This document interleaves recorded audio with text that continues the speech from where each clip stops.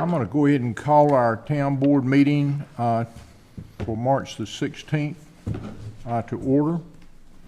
I have asked Commissioner Smith to lead us in our invocation and our Mayor Pro Tem Massengill to lead us in our Pledge of Allegiance. All stand. Let's pray together. Lord God, thank you for the opportunity you've given us this evening to be here to conduct the town's business. Lord, we're very thankful for the opportunity to live in this country, in this state, and especially in this community that we all know and love. Father, I pray tonight that you'll give us wisdom as we look at the issues that come before us. And God, we pray that at the end of business tonight, that everything that is done and said will be pleasing in your sight. We ask these things in Jesus' name. Amen. Amen. Please face the flag and join me in the Pledge of Allegiance. I pledge allegiance to the flag of the United States of America and to the republic for which it stands, one nation under God, indivisible, with liberty and justice for all. Thank you. Thank you.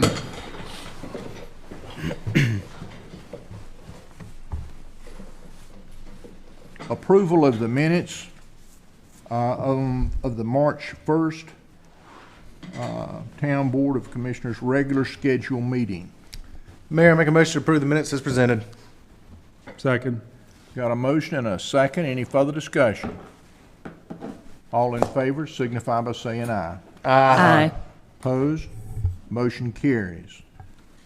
We're going to move into presentations. Mr. Mayor, did you, usually you ask me to provide the meeting protocol at the beginning of the meeting?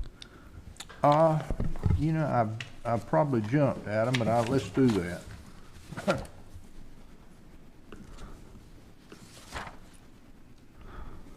Thank you for reminding me. Yes, sir.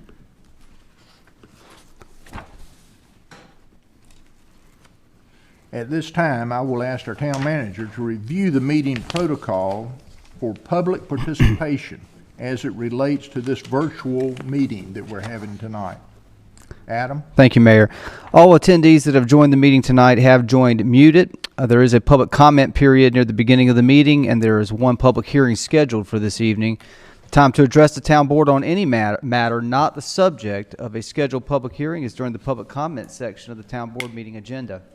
If the public wishes to address the town board during either the public comment period or the scheduled public hearing, they will need to notify the town host that they wish to speak.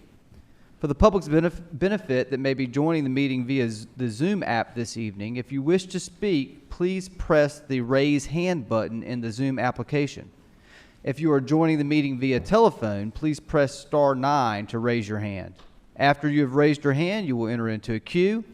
When the time for public comment begins, Mayor Byrne will ask the town host to recognize you to speak by calling out your name or the last 4 digits of your telephone number. You will be unmuted at this time and allowed to address the town board. We ask you to begin your comments by stating your name and address for the public record. The public is asked to keep all comments to 3 minutes so that all that wish to speak can be heard in a timely manner. Once you have finished addressing the town board, you will be muted for the remainder of the meeting, and this concludes the protocol for tonight's meeting. Thank you, Adam. Moving to item 4A, the Fuquay-Varina / Main Street Champion and award recognition. More information about this agenda item, I reckon, will be presented by Dawn, and we also have our Main Street Champion, Ann Smith, and I want both of them to make some comments. We'll call on Dawn to start with, and then I'll have some comments, and then we'll let Ann speak as well, and maybe Marilyn if we've got time, because Marilyn has been real instrumental in this process. Is Dawn available? Mayor, I think Dawn, please unmute your mic.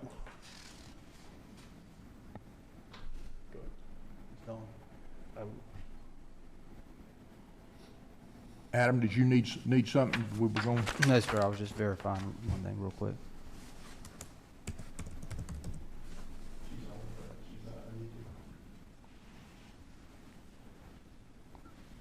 1 second, Mayor. Just reminder to unmute.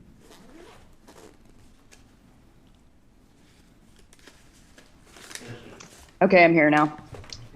All right, Dawn, go right ahead. Yes, we'd like to recognize Ann Smith as our 2020 North Carolina Main Street champion. We have a video that will play, and also if Marilyn wanted to make a few comments, she helped us write up the application to send in, and we want to thank Ann for all she's done for Main Street for all these years.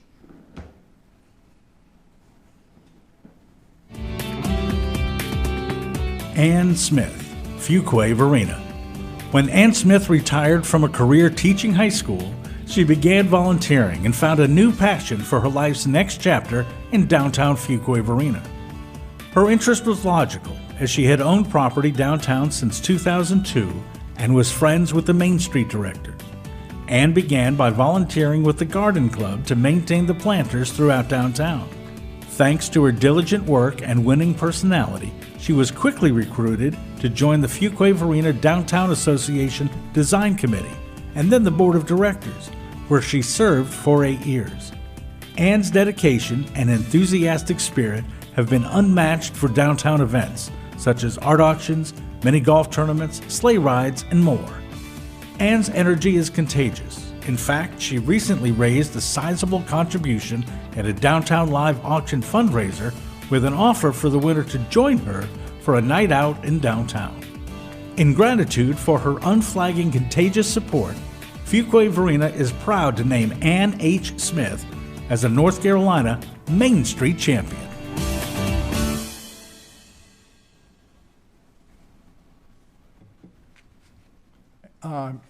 Dawn, do you have anything else you'd like to add? I'm going to ask Ann to say a few words, and then Marilyn, and then I'm going to say a few, but I wanted to call on you if you had anything else you wanted to say.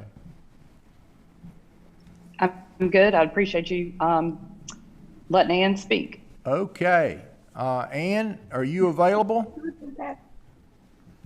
I am. Ann? Can you hear I'm us? here. Okay. Yes. Can you hear me? Yes, we can hear you good. We're mighty good. proud of you and what you've always done for Fuquay-Varina. We look forward to, Dawn is going to get with you, and we'll be putting a plaque on a bench of your choice in our downtown area with your name on it. And we're very excited about that. The board adopted that policy a few years ago, and it's really a great policy for recognizing the folks that have made our downtown or helped make our downtown what it is today. And you've always been one of those folks, but it's nice to see you recognized by your peers and by the state of North Carolina as being a Main Street champion for us here in Fuquay-Varina. But go ahead and give us your thoughts and ideas. Well, I was flabbergasted when Dawn called me and said that I was the winner, because, you know, in 2020, not a whole lot happened. And, when I thought about it a while, I was really happy because it put me in such good company of past winners. And so it made me happy and thrilled, and I feel very honored. So thank you. You're certainly welcome.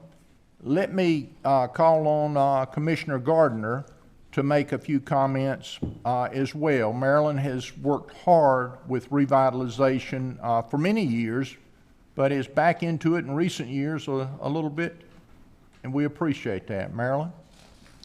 Thank you, Mayor Byrne. I am delighted that our organization and our town has seen fit to honor Ann this year as a North Carolina Main Street champion. She has had such expansive support of this program over the years, particularly, I think of her in association with the On Plein Air Festival. From the first year that we had that, she would do things like sponsor an artist. She sat with artists in the early days when we had people to keep, their time was so short to get their painting done that they couldn't be interrupted too much. So everyone had a sitter that stayed with them to keep people from bothering them when they were painting. And she volunteered for that and was really good at it. And as time went on, she became really involved in the auctions. That picture that you saw while they were playing the presentation from the North Carolina Main Street Conference was of her holding up one of the paintings, because until last year, all of the auctions were in open air, most of them on Depot Street, and somebody had to hold the painting in place so that the wind wouldn't blow it down, and most of the paintings were still wet because, as I said, it was such a short period in which the artist painted. And she could get the most, she would run the bids up. Sometimes she went home with more than one painting. In fact, she probably has more on plein air paintings in her house than anybody else over the years of the on plein air contest, because she was so intent on running the bids up that sometimes she took them home herself. And she has just been the biggest cheerleader. She's supported every event, served 8 years on the board of directors, and was one of the board of directors members who guided us through this these transitional times more recently, when we went from just a nonprofit board into a partnership with the town. And we have valued her support in every way, right down to her ownership of a property in one of our downtown districts. So we are just delighted that we were able to honor her this year.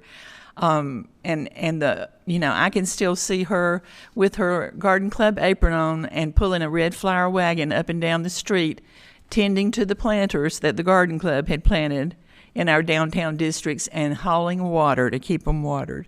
That was another one of the things she's done. So we just thank you for everything, and just are delighted that we could honor you this year. You know, Ann, in closing, I would just echo everything that Marilyn has said, and I know you and Beb McDougal used to beat me up all the time about y'all having to water all those plants up and down the street.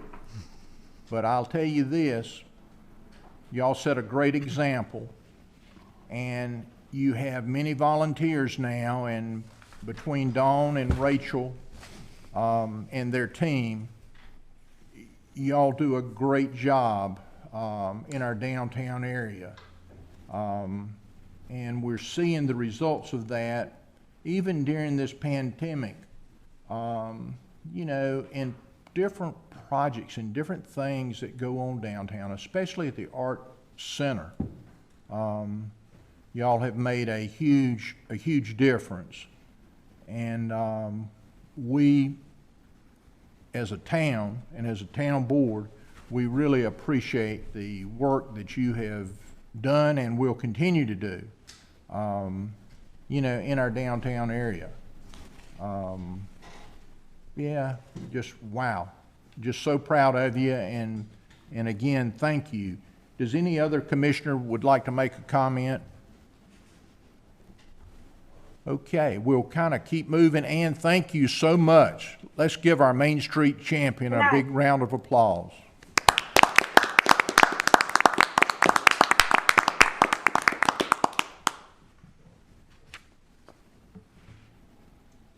Okay, award of merit. Town of Fuquay-Varina, Klein Design and Associates, Bass Nixon and Kennedy, for consulting engineers, H&M Kern Corporation, the Government Facilities Project, Town Hall in Fuquay-Varina, This building was formerly the Bob Barker Building, and we received an award of merit for the best rehab building, really in the state. And We we're have a very, video on that as well. very proud of it. And we have a video, and I'm hoping Bob Barker will be able to speak to us as well.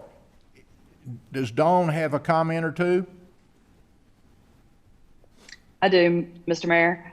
The town was selected as the winner of the Best Adaptive Reuse Project for its new town hall.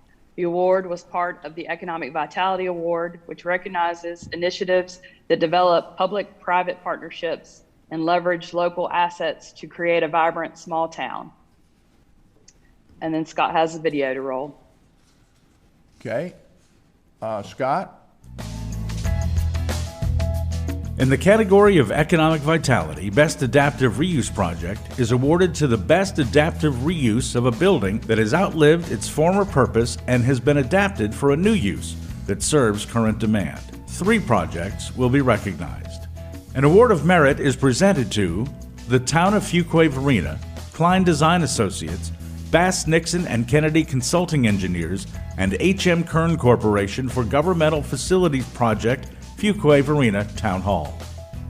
For more than 30 years, the Fuquay-Varina Town Hall was located outside of downtown. However, to show its commitment to downtown revitalization efforts and to meet a need for additional space, the Town of Fuquay-Varina Board of Commissioners purchased in 2017 the former Bob Barker Company headquarters, located at 134 North Main Street.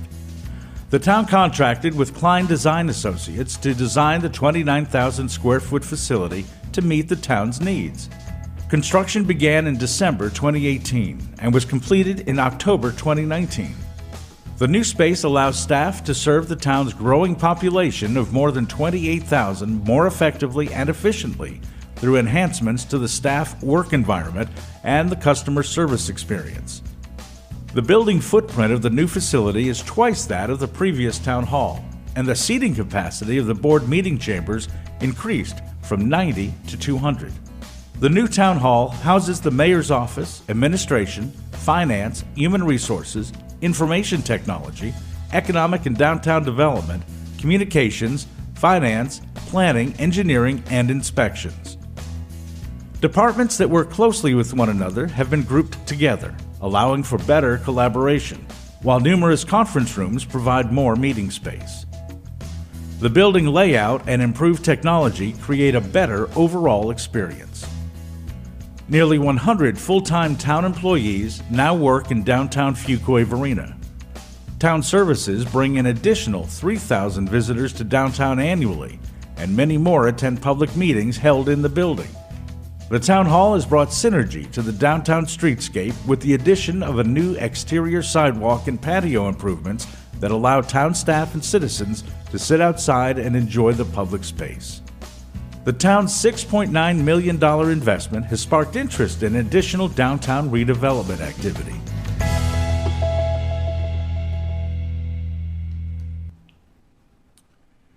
Scott, do we have Bob and Pat Barker online? Yes, sir. Let me unmute him. Mr. Barker, can you unmute your mic?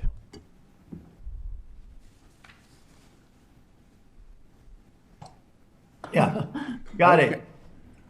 All right. Hey, Bob. John. Hey, listen, glad you're online, and we appreciate very much. All of this could not have been possible without the Barker family. And I say that without Robert and Nancy and you and Pat making this possible for our town. Bob is a Main Street champion, I believe, as well from another part of the state. True. But we're gonna, I hope Bob will become a Main Street champion here in Fuquay-Varina. If there's anyone deserving and has got the mayor's vote, it's Bob and Pat Barker. This facility will be here for us for the next 50 years, and without Bob's help, this would have never happened. And it was really the only place downtown that we could locate. And Bob, I want to give you a chance to make a comment or two, and just we are whole town board and all of Fuquay-Varina is very appreciative of what you've helped us with this facility. Thank you, John. We were very excited to know that the town was interested in our building. I think it's one of the most beautiful buildings in Fuquay-Varina, and we were very proud of it. We just outgrew it, and I knew the desire for the board members had expressed to me many times that they wanted to return the town hall down to the downtown area. And of course, I just casually mentioned it, I think, one day to John, and we got to talking about it, and they got excited about it, and we found out that we could renovate our warehouse over on Purfoy Road to take care of the growth of our company. And we were just so excited to know that somebody else was interested in what we had built and that it will go on. And I appreciate your foresight of doing it. And I think it's going to be a beautiful building that'll stand for many, many years. And you have done such a splendid job of revitalizing it and beautifully landscaped outside. I was very, very pleased, and I walk by it almost every day and enjoy it. And I appreciate what you have done, and thank you very much. And I certainly agree. And Pat, you want to make a comment or two? We want to hear from you too. Oh, well, thank you. I think Bob has pretty much covered everything that I would want to, include. And we are very delighted for the town to be in the building. And it looks so good. John, you're sitting right in my office. Well, we're glad to be in this facility, and it took a while to do the building, but it was the perfect building for us. We have really devoted a lot of technology in the building, and they have done a great job of making this building into a town hall facility, which I've been kind of amazed. When you rehab a building, you struggle a little bit of getting exactly what you want, but this building just sort of fit us like a glove, and we've got room to expand as well. Well, thank y'all very much. The employees made me a special parking place under the building, and I just loved it. I could drive out of my garage, never get in the open air, and drive right under that building and park, go up the elevator and right in my office. It's a neat thing. We have our parking places under the building too, and tonight I usually walk up here, but tonight I drove and parked under the building and stayed out the rain and came right up. Yeah. And the parking lot we have used for picnics and sort of conventions like before, and it has worked out so well for us. Right. I remember many times the Chamber of Commerce, utilized the facility, for one form or fashion that was planned outdoors that couldn't be because of weather, and you always shared it with other folks, and we hope we can do some of that ourselves. Right. Thank you. Well, congratulations again. Yes. You've done a beautiful job, and I'm real proud of you. Well, we couldn't have done it without you. Thank y'all very much. Okay. Bye-bye. Sure thing. Thank you. Bye-bye. Bye. Bye-bye. Okay. Adam, anything else on that? Not on that item, sir. Good, okay. 4B. My book is a little bit, are we on item 5? 4B. 4? B. Okay, here we go. Presentation, Art Center, report on activities during the COVID pandemic. This will be a really interesting thing to hear. I'm assuming that we have,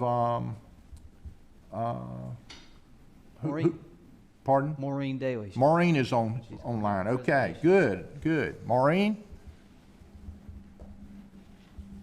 Maureen? Yes, sir, Mayor. Okay, come right on. Tell us about it. We're excited. Excellent. Well, thank you, sir. Good evening, Mayor and Commissioners and Managers. Good evening. So on March 13th, 2020, the Fuquay-Varina Art Center was asked to close its doors and to halt activities 1 year and 1 day after its soft opening due to the global pandemic. With the cancellation of classes, concerts, plays, and festival activities, as well as the necessary isolation, it was clear that the public was not able to come to the art. So the Art Center staff decided to take the art to the public. The first order of business was to remind each other that we are a strong community. #WeHeartFV began as a campaign to fill our downtown windows with hearts as a reminder that we were all in this together. Shared pictures of hearts kept us connected, even when isolation made us feel otherwise. Hearts were not the only thing, though, to go online during the pandemic. The Art Center utilized social media and virtual opportunities in place of in-person activities early on.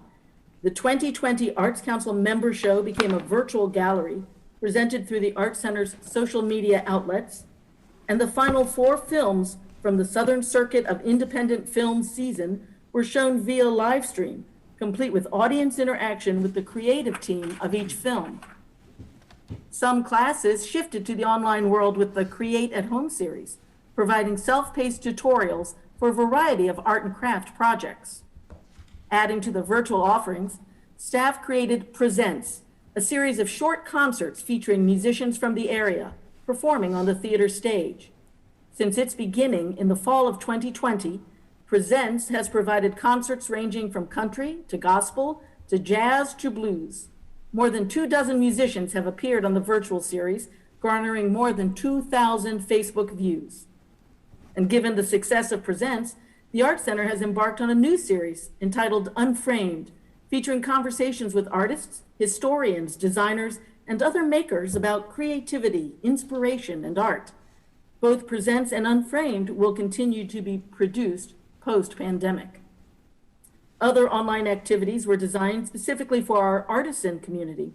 The Art Center was pleased to offer 2 virtual markets. The Makers Market ran Thanksgiving week with 25 artists offering a wide variety of work for sale.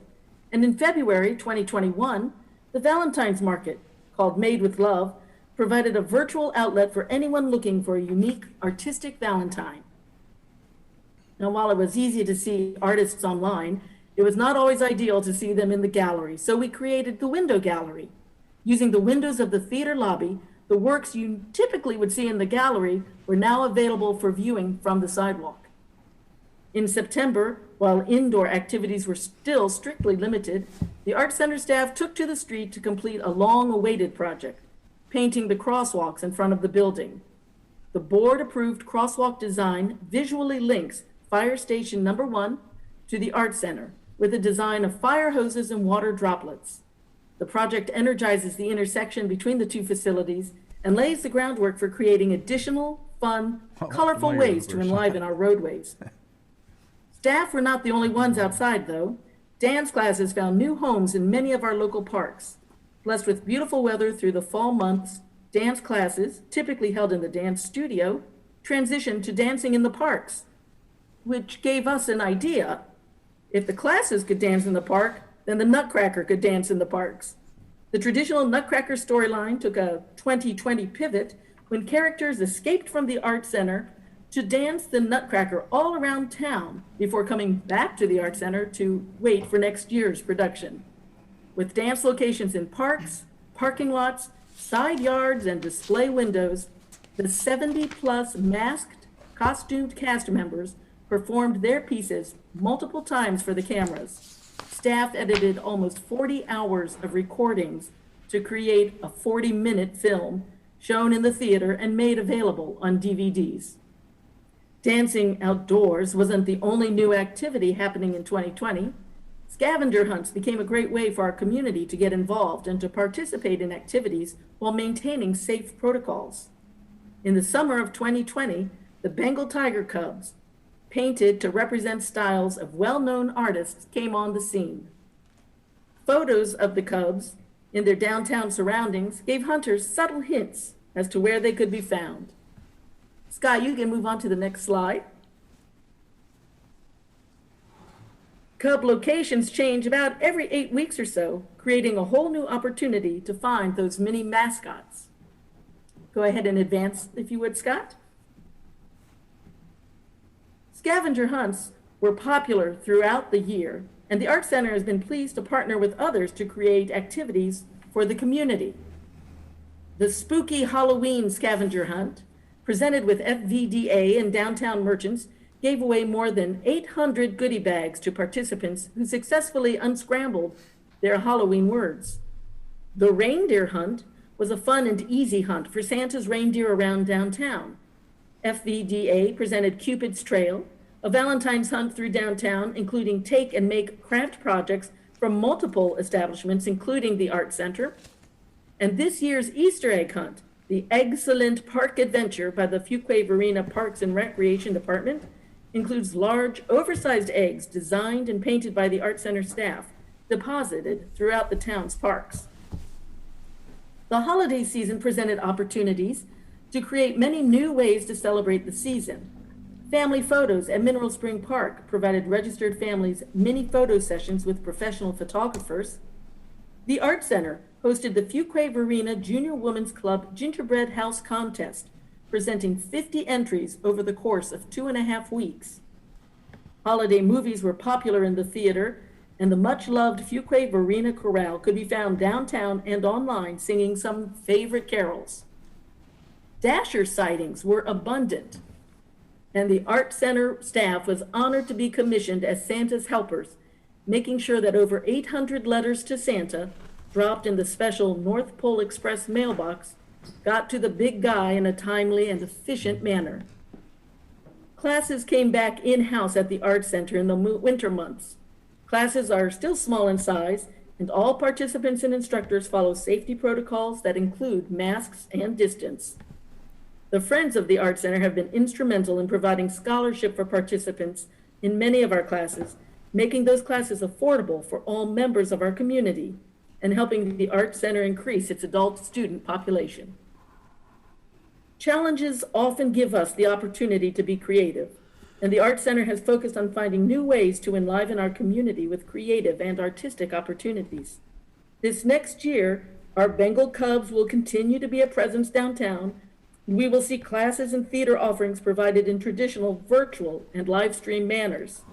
And we will look forward to welcoming our community to visit their Art Center in person once again.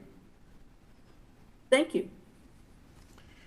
Thank you very much, Maureen. What a wonderful, wonderful job you've done during the COVID time period. This is kind of amazing to me to get to see all of these different safe activities that were done in and around our Art Center. I'm sure maybe other commissioners might have a comment or two.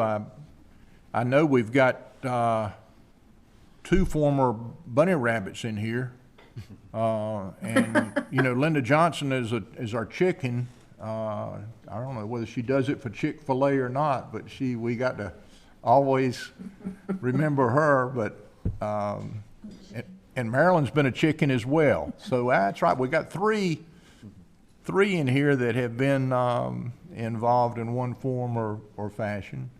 Mayor Pro Tem, you have any words of wisdom for us about the art facility? You've helped us with the art gallery there, the Massengale Design and Build art gallery, which is very, very nice. That's where a lot of this was displayed.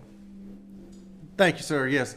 I've spoken before at meetings we've had previously about some of the exciting things that the Art Center has done. I mean, not only did we just see a moment ago the mural for the public and everybody to see with the fire station next door with shooting, sprouting water hoses, and that's exciting right there too. But just what the facility has continued to do through the pandemic and downturn, just as Maureen mentioned earlier, the way they have tried to be creative. And I mentioned back at Christmas time, they had screenings of the Polar Express, a kids movie, and had multiple times throughout the day, and ways to sit people in there and spread them out from each other.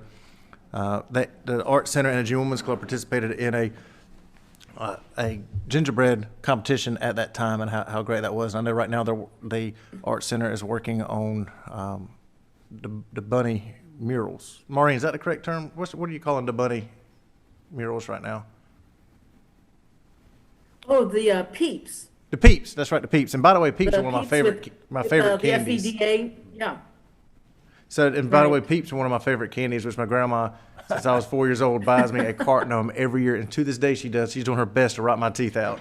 And so those Peeps that you're doing at the Art Center remind me of that. And Jake and Anna have been painting theirs yesterday and today, and so they can't wait to be involved with you. But all the programs that the Art Center has done, not just children's programs, obviously that's what I'm most commonly involved with young kids, but adult programming and everything that Maureen has done over the past year. And this has been a tough time to really be able to do something. And being as you mentioned, Mayor, thank you, as a sponsor of the Art Center Gallery, it has been impressive what she has been able to do to continue through the time. So thank you.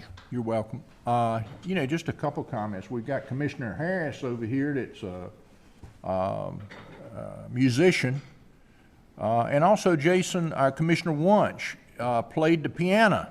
I remember when we first opened the Art Center, you were playing the piano for us there. That's right. And so we look forward to both of these folks getting in the groove a little bit and sharing some of their musical talents with us. Commissioner Harris, you want to make a comment or two? I just appreciate the creativity as Maureen was identifying some of the activities over the past year with the challenge of the pandemic and how they were able to still move and be creative and involve the community. I just think it was an excellent way to continue promoting creativity and art here in Fuquay-Varina. So thank you, Maureen, and your staff. Thank you, sir. Commissioner Wunsch, I know you probably want to make a comment or two, and Jason has always been one of those like Commissioner Harris that really favors the arts. Yeah, I like you, Mayor, and the other comments that have been made was just blown away by just all that was able to be done during the pandemic. And I know getting to write to Santa and like I said, even Brooklyn participated in that, and getting the letter back was just very exciting. The concerts online were very exciting. All the local talent that got to be shared was very exciting. And looking forward to Easter, and the bunny will return. All right. The bunny is returning. You'll be seeing the bunny downtown, and starting on Saturday over at the Garden Hut. All right. So I was excited about that. So thank you, Maureen. Another thought, I don't know whether former Mayor Bob Barker is on here or not, but the Bob Barker Theater, the Fidelity Bank Stage, these are folks that have really helped us allow us to have the theater that we have today. And again, this is another little piece of what Bob and Pat Barker have done, in our downtown area. But it's not a little piece; it's a big piece. Marilyn, I'm going to save you for last. Commissioner Smith, have you got any thoughts or words of? I would just like to say that this pandemic over the last year has demonstrated to me just how talented our staff is from one end of the spectrum to the other. No matter what the roadblock, no matter what the problem, they have found ways to get around it, continue to serve the public, and in some cases done outstanding things on how we've served the public. And Maureen and her staff, to be honest with you, when this first hit, I was really worried about our art center sitting vacant and quiet. And they have used their imagination, used their creativity, as Commissioner Harris said, and I just think showed their problem-solving abilities of just coming up with ways to continue to serve the public and the numbers prove that the folks in our town enjoy the events. And I think it helps build excitement that we kept things going, so when we do reach the end of this pandemic, it can open our facilities back up. I think we'll see bigger and bigger crowds than we've ever even imagined before, because we've kept the excitement alive. So I do appreciate all of our staff, and especially shout out to Maureen and hers tonight for just keeping the excitement in our Arts Center going. And I'm looking forward to us all being back in that building again in the very near future. I would just comment a little bit about the Nutcracker. And I was so impressed about the Nutcracker being done all over our downtown area district. What it really showed me is how much the public enjoyed watching this from a distance and seeing these young people participate and do the things that they're very good at. And they were done in front of businesses, in parks, outside of buildings, and in lawns, and it was really, instead of a Down syndrome, so to speak, it was like Commissioner Harris said, and Commissioner Smith spoke about innovation. We saw a lot of that. Commissioner Gardner, saving the best for last. Well, I don't know about that, but I sure do think that the Arts Center is the part of the best that we offer here in Fuquay-Varina, and I really appreciate the way that Maureen and her staff continually find ways to help partner with other organizations and entities in our town to help them do things that promote the arts as well. This year, for Fuquay-Varina Downtown on Plein Air, had to go virtual, and we'd never done anything like that before. And I can remember on a Sunday afternoon, the artists delivered their work to the Arts Center, and it was displayed outside on the ledge along the gallery. And again, many of those pieces were wet at the time, and then the Arts Center afforded us the space to take all of those paintings and put them upstairs in the large, what I call the music room, where the chorale practices when they're able to do that. But we were able to put them there and store them there until they were ready to be put somewhere else, and then put in an online auction. Very different from anything we'd done before, but that was just one example of how Maureen and her staff worked with another organization, to make that kind of thing happen. And again, they have done that since they opened their doors, and particularly in this year when we were all trying to find new ways to do things to get through this pandemic. So I really appreciate all that they do and being there. Sometimes I just, on my way across, from one place downtown to another, I just walk through there because it makes me feel so good. But we thank you, Maureen, for all you all do to promote the arts in our community. It's a dash more. Thank you, Commissioner. Thank you. Maureen, I would be remiss if I did not. Yes, sir. Go right ahead. Go right ahead. Oh, I was just going to say, I would be remiss, as some of you have mentioned, if I didn't mention that it is an extraordinarily talented staff and committed staff. Jennifer Rankin and Dave Wright have both really outdone themselves over the last year, and a part-time staff, bar none, that are there heart and soul and love what they do. And you can tell every day, and it makes a difference. I appreciate them so very, very much. One of the things that I've noticed is certainly your staff and the teamwork, but they all have fun at what they do. And I think that makes a huge difference in any operation. No matter what we do in this world, it's important to enjoy it. And every single one of them does. And I give a lot of credit to your part-time staff, as well as you know, Jennifer's done a fabulous job while you've been out some. But it's teamwork, and you've certainly got that within your organization, and every single one of them do a great job in different areas that make it all come together and you know, and make a big difference. Adam, you want to add anything, or? I hope by now Maureen and her entire team know how proud I am of them. They do a great job every day, and it is just amazing when you see it in the form of a presentation and you hear the enthusiasm in Maureen's voice when she presents this material. You can tell real quick that they have their heart in it, and the community benefits from that. I particularly like the little baby tigers. Yeah. Thank you so much, Maureen. Thank you all very much for the kind comments. Bye-bye. Okay, we'll move to the public comment period. At this time, the IT director will call on individuals who have virtually raised their hand by way of the Zoom app or by telephone.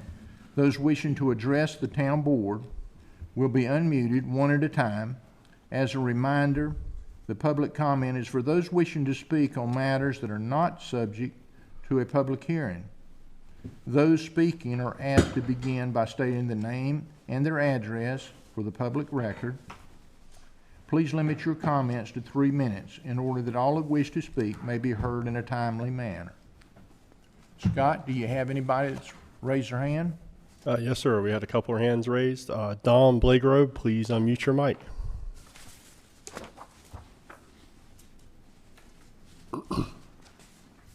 Dawn? Good evening.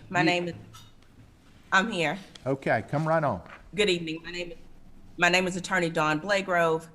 I am the Executive Director of Emancipate NC, P.O. Box 309, Durham, North Carolina 27529. As I've sat and listened to the presentation by the Arts Council, I couldn't help but draw some parallels between that and the reason that I'm speaking to you, which is about the situation with the Ziegler family, but more important with the interaction of town council with your police department and creating transparency. I heard hearts being placed in windows by the Art Commission to show the heart of the community, but I wonder why this board did not see fit to care about the hearts of the Ziegler family when they released video that we were waiting for publicly early on a Saturday morning without any notice. I wonder when we talk about our window galleries and the transparency for the community to see the art, why this town council is not as committed to transparency for art as it is to transparency of public records and policies related to the police department. We would like very much to see those policies released. We have already sent an email requesting the release of those policies publicly, and we want to know why that has not been done. We also heard folks talk about a scavenger hunt with with Bengal cubs. That sounds absolutely delightful. But the people of Fuquay-Varina should not have to do a scavenger hunt to find policies and procedures related to the way their police department operates, nor should they have to do a scavenger hunt to understand the culture of their police department. That is why we are once again asking this town council to do a cultural assessment of the police department so that the community doesn't have to do a scavenger hunt to find out where the heart of its police department lies. We also heard folks talk about problem solving and being innovative, specifically from the mayor. I challenge the mayor to take some of that problem solving and innovation and apply it directly to the lack of access to public policy documents related to the operations of your police department, and also to doing a cultural assessment of your police department. Those are innovative ways to create and address problems that many Black and brown people have within your community with your law enforcement agency. In closing, I would like to say and make it very clear that this issue will not go away. As the mayor asked, we will not move on until we get that cultural assessment, until we get a release of those policies and procedures of the police department publicly. Thank you for your time. Thank you very much, Dawn. You have someone else, Scott? Yes, sir. Tiana Gray, please unmute your mic. Hi, this is Tanea. Can you hear me? Yes, we can. Come right ahead. Great. Tanea Gray, 433 Appalachia Lake Drive, Fuquay-Varina. Being told to move on, I know that was a topic just brought up, is really like a dog whistle that denies citizens their right to be heard and represented by a responsive leadership that's really designed to respond to citizen concerns. How many times can you imagine that I, as a Black person in America, have been told to leave if I didn't like it here? I don't have any plans to move away from or be denied access to responsive leadership in a town that we love and call home, that we've built roots in a state where our roots extend back over 100 years. Yet we cannot share in that truth of the First and Freedom slogans that are on our license plates. Black life in America has always been complicated, as is our relationship with police and justice. From 1619 to 1865, there was overseers and patrol. Terror continued from 1865 to 1968. Black codes, Jim Crow, white terror here on these lands. The 1970s brought integration here, and it also brought the war on drugs, where Black communities, where we were met with militarized weaponry and the perpetuation and painting of Black people as criminals in America. This permeated our culture. The 1990s to the present, still drenched in that culture where Black criminality is associated with Blackness itself. This is a problem, except now we see these things being filmed. Rodney King started it, it's continued where we have death sentences sold out on streets for another generation to witness, like 12-year-old Tamir Rice, who, like Malcolm, and the perception of many Black boys, looked older than his age. Rekia Boyd and George Floyd, just to name a few. These recordings aren't always met with changes in policy, but a counter movement to justify the narrative as to why that treatment is deserved. We have to operate with change. Here in Fuquay, our police want to have a positive and intimate relationship with the community. We learned this in the video series On the Other Side with the Fuquay officers. Reform is not an indictment of the way we do things, it's a reimagining of possibilities. I suggest a creation of a committee task force whose purpose is to engage the community and solicit diverse input, experiences, and get to know what our community expects.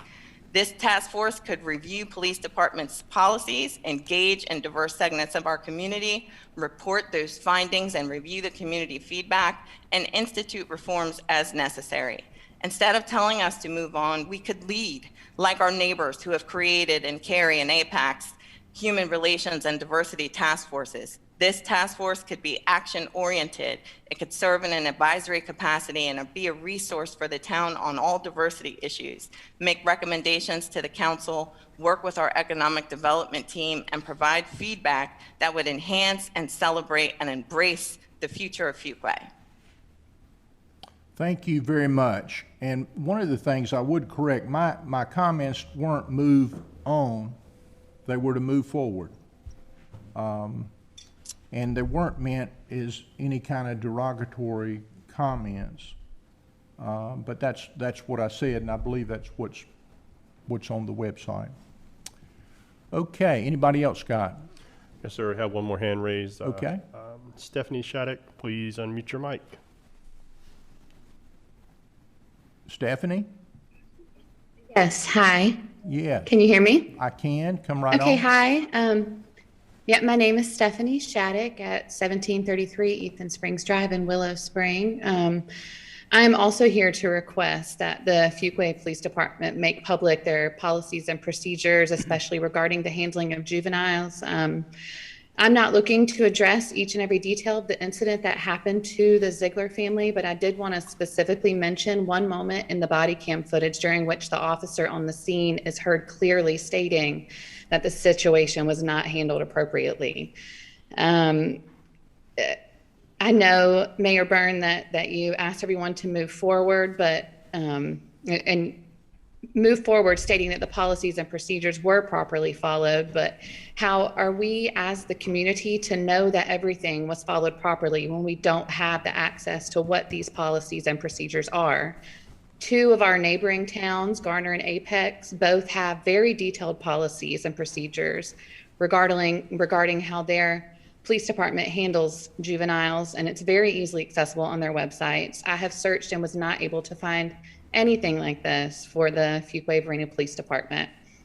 If the Fuquay Police Department policies and procedures are anything like what Apex and Garner have posted, it's even more clear to me that this particular situation was absolutely not addressed properly, as the officer on the scene stated, in which case I strongly believe that acknowledgement of inappropriate handling of this incident from the Fuquay Police Department and a promise to implement proper training or changes to the policies if needed would really help the community to move forward in a more amenable manner. The Fuquay Police Department does pride itself on its transparency, and I think that providing this information to the community would further contribute to that transparency and help continue to build that trust between our local law enforcement and the community that it serves here in Fuquay. Thank you. Thank you very much as well. And I'm sure that as we move forward, we'll see more and more of this take place. I appreciate the comments. The comments are good comments, and we want to understand all of them. I think the video kind of speaks for itself. Okay, Scott, do you have anybody else? No more hands raised, Mayor. Okay, thank you very much. Mayor, if I can. Adam, please. I just want to make the board aware, and anyone from the public that may be interested as well.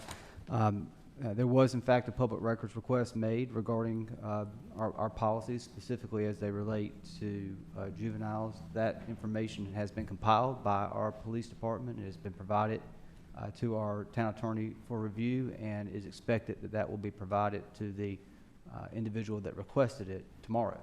And so that is in the pipeline and going through the process to release that public record.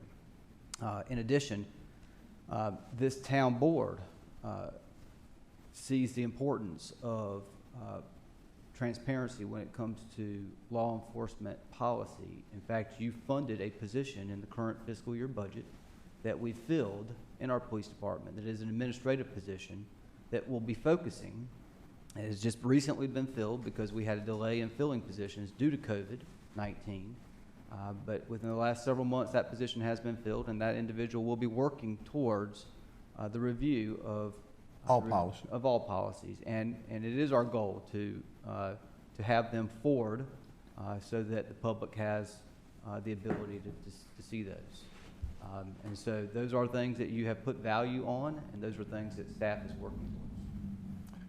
I think the transparency that they speak of is important, and I think that's an area that we'll work very hard to achieve. Our police chief has done a good job of that over the 5 years that she's been with us.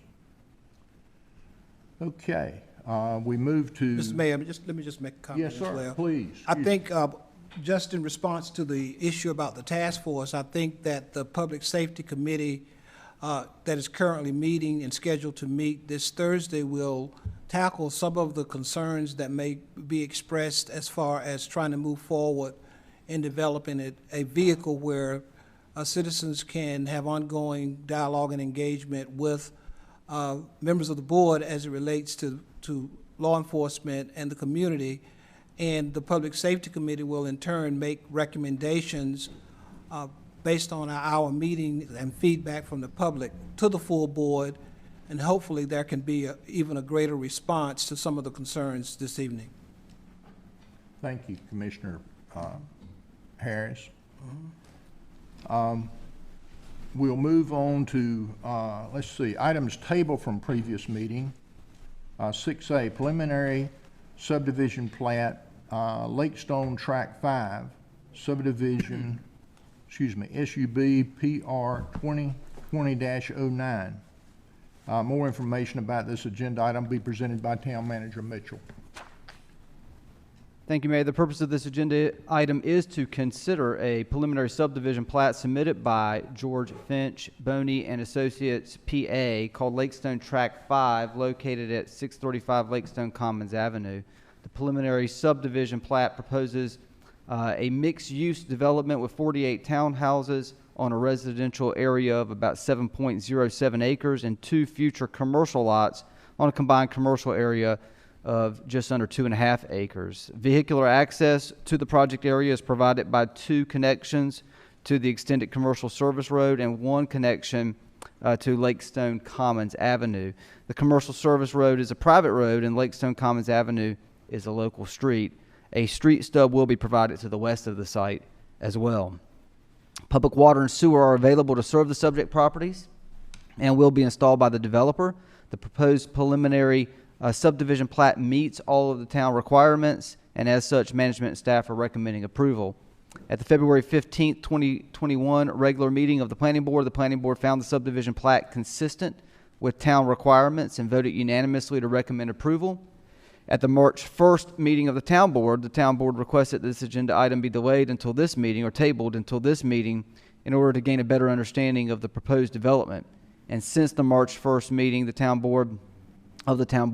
applicant has submitted a revised declaration of mixed-use development which further defines the building facade requirements for both the townhomes and commercial buildings. These building facade requirements meet the standards set forth in our land development ordinance for building facades in a mixed-use development. There's no fiscal note to report on this as it is a preliminary subdivision plat. The recommendation to the town board this evening, as it was an item tabled from a previous meeting, is by motion to approve the Lakestone Tract 5 preliminary subdivision plat SUB PR 2020-09 as presented and recommended. I'm happy to answer any questions that the town board may have. I think we're okay. I'll entertain a motion. You know, our concerns last time were discussed, and management has followed up with several emails and information from town attorney, and it has answered some of the conditions and what's done with this. And Manager, I think last time we talked about the aesthetics of this in the community and how things would look, and I believe you shared with us that this would follow some of our commercial site plan rules because of the overall master community and some of those exterior facade guidelines. That's right. We have a mixed-use development standards in our LDO, and just to qualify that the petitioner is of that understanding and commits to that, they have also included those same standards in their declaration. Do you know if they include a condition to make sure everybody likes chicken? It's right beside Chick-fil-A. I don't believe that's a stated condition. Because that's probably their best marketing they have, is having Chick-fil-A beside them. It will definitely be helpful, I'm sure. Yeah. Okay. I don't have any further questions, Mayor. Okay. We looking for a motion? Mr. Mayor, I'll make a motion to approve Lakestone Tract 5 preliminary subdivision plat SUB PR 2020-09 as presented and recommended. Second. Got a motion and a second. Any further discussion? All in favor signify by saying aye. Aye.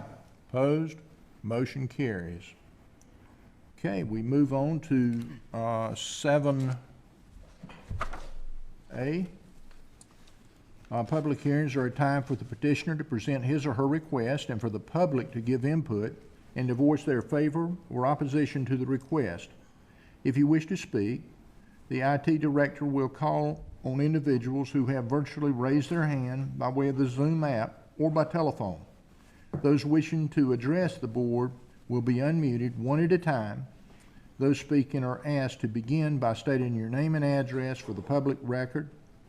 Please limit your comments to 3 minutes in order that all who wish to speak may be heard in a timely manner.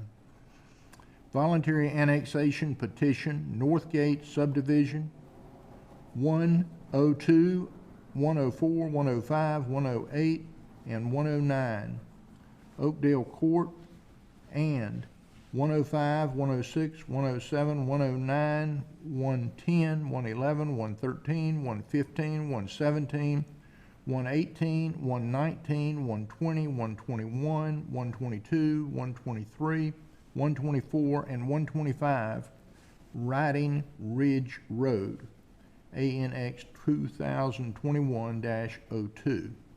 More information about this agenda item will be presented by Town Manager Mitchell. Thank you, Mayor. The purpose of this agenda item, and it's been a long time coming, is to consider an annexation ordinance extending the corporate limits of the town of Fuquay-Varina following receipt of a voluntary annexation petition, and to approve the declaration of annexation and agreement for property owned by the individuals at the address as previously mentioned by the mayor. And this contains a total of approximately 16.126 acres. The properties are contiguous to the town's corporate limits where water and sewer are available, subject to the terms of an annexation agreement executed by the property owners. The petitioners have signed an annexation agreement as it relates to the provision of town services as part of the private settlement agreement, and as set forth in the annexation agreement, Lear Corporation will install new internal water lines to serve the properties and convert an existing water line now owned and operated by Aqua into an available sewer force main. The petitioners will have the ability to connect to the sewer force main in the future at their own cost if the existing septic systems are no longer able to serve their properties. At the March 1st, 2021 meeting, the town board instructed the town clerk to investigate the sufficiency of the applicant's petition for voluntary annexation. The town clerk certified at that time that the petition was sufficient and meets the requirements as prescribed by North Carolina general statutes. The town board also scheduled a public hearing for this evening. The present total value of the properties collectively is $4,970,676. The recommendation to the town board this evening is to conduct a public hearing, followed by a motion to adopt the annexation ordinance to extend the corporate limits of the town of Fuquay-Varina to include property owned by residents of Northgate Subdivision, annexation petition 2021-02 as presented and recommended. And I'm happy to answer any questions that the town board may have either before or after the public hearing. I think we're good, Adam. The hearing is now open. Does anyone wish to speak in favor of this voluntary annexation petition? Scott, do you see anybody raising their hand? There are no hands raised, Mayor. Okay.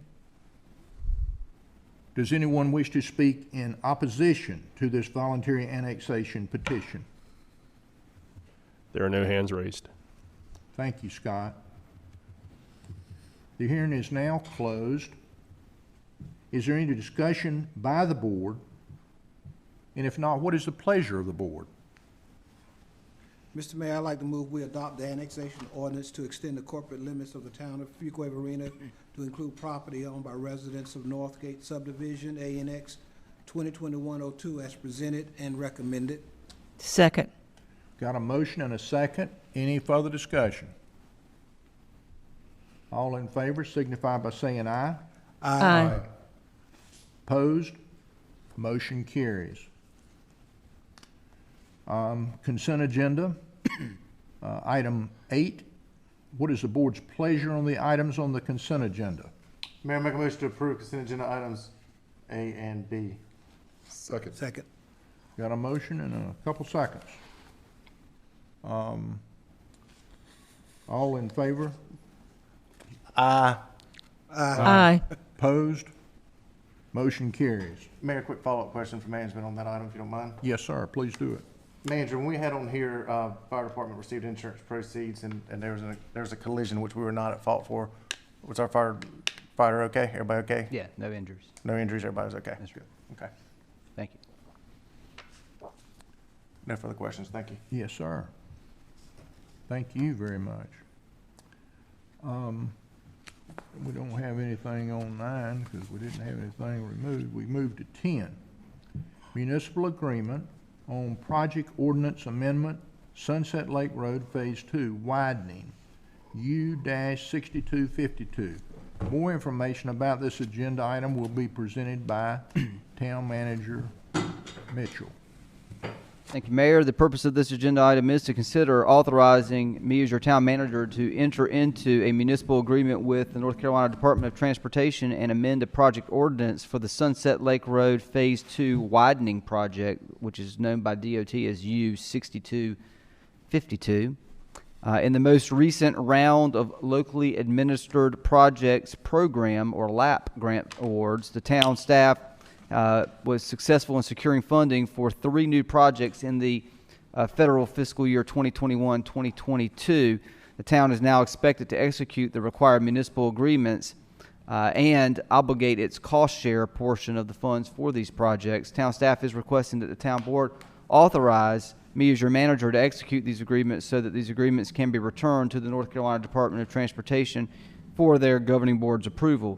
The pending municipal agreement is similar to the previous LAP project funding agreements executed by the town. Prompt execution of these agreements is necessary to expedite federal funding obligations. This current phase of Sunset Lake Road widening project, which there's a map on your screen and you have available to you as well via your tablets, was also awarded a LAP grant funding in the second phase of the Sunset Perfway Main Street Improvements Project that was approved by the town board as a part of the town's 2015 Transportation Bond Program. The first phase of the project was completed in 2017 and consisted of placing concrete medians along U.S. Highway 401, Sunset Lake Road, and Perfway Road.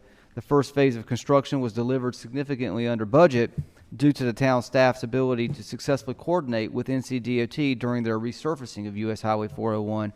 The first phase of improvements alleviated the congestion at the intersection, but further improvements are necessary to address existing traffic and future traffic to be expected by future growth. Phase 2 of this project will provide additional travel lanes across the Norfolk Southern Railroad and provide further storage of traffic entering the U.S. Highway 401 and North Main Street intersection. The town has received and executed an agreement with Norfolk Southern Railroad for the initial design. The recommended action includes a project ordinance amendment in the amount of $1,312,207 to recognize LAP grant funding for Phase 2 of this project. This amendment will bring the project ordinance to an estimated total project cost of $1,640,259. The Federal Highway Administration is providing 80%, or just over $1.3 million of the total project cost through LAP grant funding, with the town providing the remaining 20%, or roughly $328,000. The town's 20% match for this project will come from the unused 2015 transportation bond funding from this project's first phase. So the action that's recommended to you this evening is by motion to authorize me as your town manager to enter into a municipal agreement with NCDOT for the Sunset Lake Road Phase 2 widening project, U6252, subject to approval by the town attorney as to form, and amend the project ordinance in the amount of $1,312,207 as presented and recommended. And I'm happy to answer any questions that the town board may have.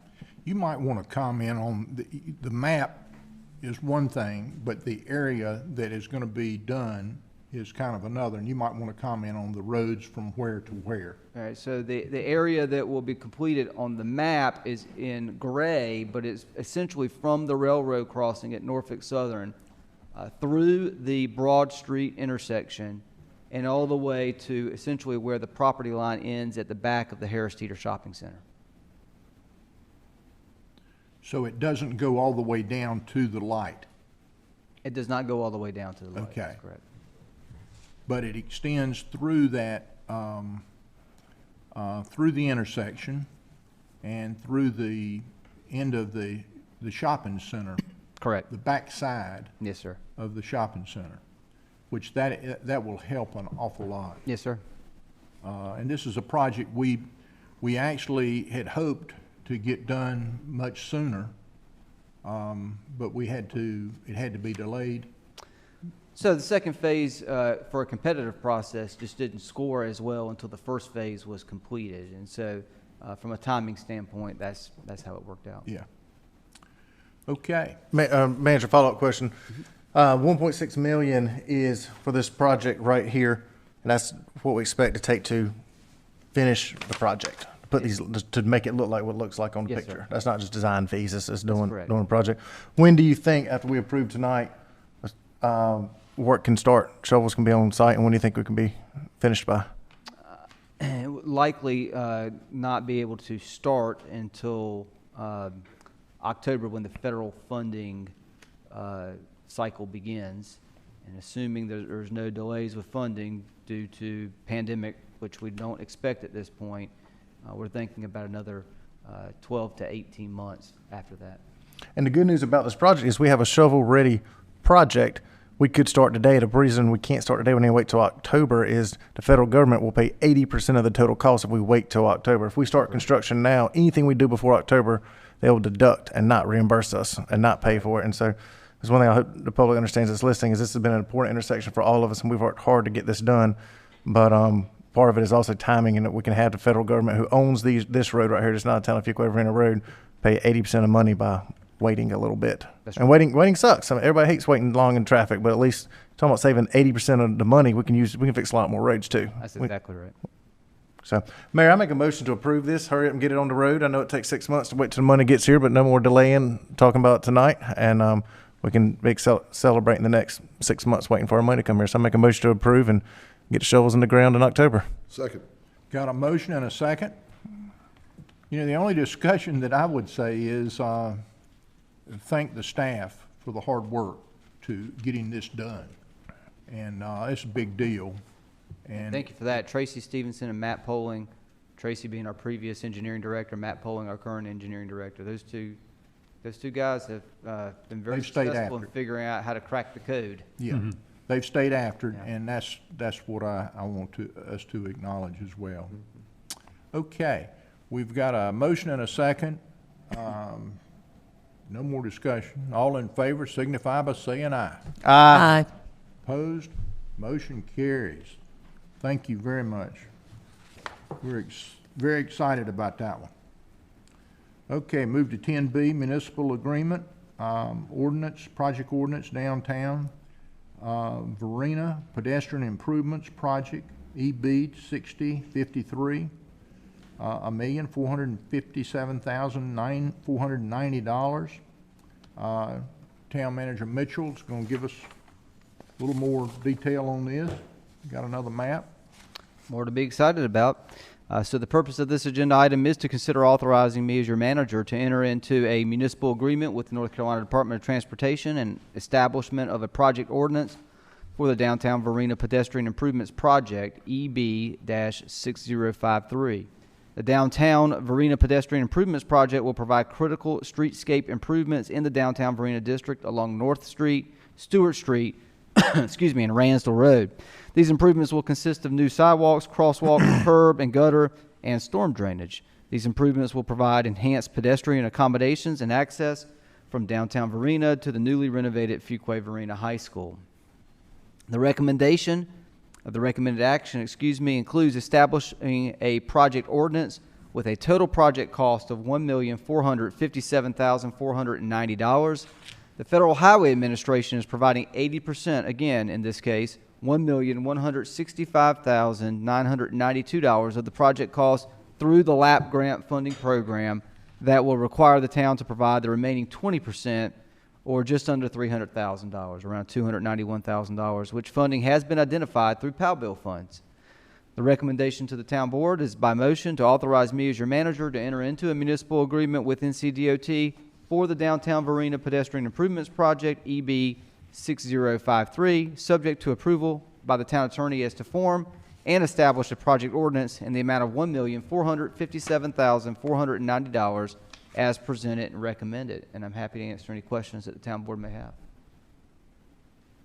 I'll entertain a motion. Mayor, I move that we authorize the town manager to enter into a municipal agreement with NCDOT for the Downtown Varina Pedestrian Improvements Project, EB 6053, subject to approval by the town attorney as to form, and establish a project ordinance in the amount of $1,457,490 as presented and recommended. Second. Got a motion and a second. Any more discussion? All in favor signify by saying aye. Aye. You know, just another comment about Tracy and Matt. What a good team. This is, and so would the next one be as well. I mean, I have followed these very closely, and they have done not a good job, a great job for Fuquay-Varina with these projects. Okay, we move to 10C, Municipal Agreement Project Ordinance, Highway 401 Mill Creek Road Intersection Operational Movements, Project U 6253, $1,438. Town Manager Mitchell, you want to make some additional comments? And this one's pretty self-explanatory, but it's been one that we've been working on for a long time. It has been. I'll speak just to the financial component of it, Mayor, but first I'll just say that the Highway 401 Mill Creek Intersection Operations Improvement Project will provide additional lanes and approaches to this heavily traveled intersection. These operational improvements are needed to alleviate traffic associated with current traffic patterns and the anticipation of the future commercial development within the intersection's vicinity. The intersection will function as the main entrance to the recently announced large-scale commercial retail project Gold Leaf Crossings that will consist of $150 million of new private investment and create upwards of 1,300 new jobs. Furthermore, extensive improvements throughout the intersection will be constructed to ensure safe pedestrian crossings and passages across U.S. Highway 401. The recommended action includes a project ordinance in the amount of $1,536,438, the project's total estimated cost. The Federal Highway Administration, again, will be providing 80% of the funding for this, or right at $1,229,000 for the project's funding through the LAP grant funding program that requires a town match, again, of 20%, or just over $307,000. The town's local match for this project will be covered by unused 2015 transportation bond funds from the Phase 1 Sunset Purfoy Main Transportation Project. So the recommendation to the town board this evening is by motion to authorize me as your manager to enter into a municipal agreement with the North Carolina Department of Transportation for the NC Highway 401, or U.S. Highway 401, excuse me, and Mill Creek Road intersection operational improvements, subject to approval by the town attorney as to form and establish a project ordinance in the amount of $1,536,438 as proposed and recommended. I'm happy to answer any questions the board has, but I do want to also just make a piggyback on the mayor's point. Our staff might ready the box for these grant opportunities, but at the end of the day, it requires the executive board of Campo to approve these grant awards. The mayor sits as the town's representative on that, and there was one of the projects, I forget which one, it may have been this one, that was less than a tenth of a point difference from the cutoff line with another community in our Campo jurisdiction's competitive project. And so there's always the opportunity to try to get one project in and one project out. So it takes quite a bit of advocating for our community's projects to get the funding, and the mayor does a good job at that. Thank you, Adam. Okay, another great project. You know, one that it goes back. I'm trying to think. Commissioner Harris will probably remember this. Which one? You know, DOT was really wanting us to put a super street. Yep, that's correct. At this location, and you know, we fought hard to keep it open, and we eventually got us a stoplight there at that location. And now look at how important this is to us now. It will be a great gateway into this Gold Leaf Crossings. Yes, sir. And I'm so very excited about it. I think it's going to be a great spot. Okay, I'll entertain a motion here. Mayor, I absolutely love road improvement projects. They're probably my most favorite thing to ever make motions on, and so I definitely take the pride in making this motion again tonight on another road improvement project, especially when we get DOT, our Governor Cooper, our President Biden to pay 80% of it. It's a pretty good deal for the citizens of Fuquay-Varina. So thank you, federal government and state government, for your money. Motion so moved. Second. We got a motion and a second. Any further discussion? And I think our Mayor Pro Tem is right on the money. It's an opportunity for a growing community to take advantage of this, and you get an 80%, Adam. We've worked hard to do that and save our taxpayers the money. Mr. Mayor, just say that Yes. these last three things that we have voted on are extremely exciting. Just extremely exciting. And as you've said before, over the years that I've been on the board, another banner day. Absolutely. In Fuquay-Varina. Yeah.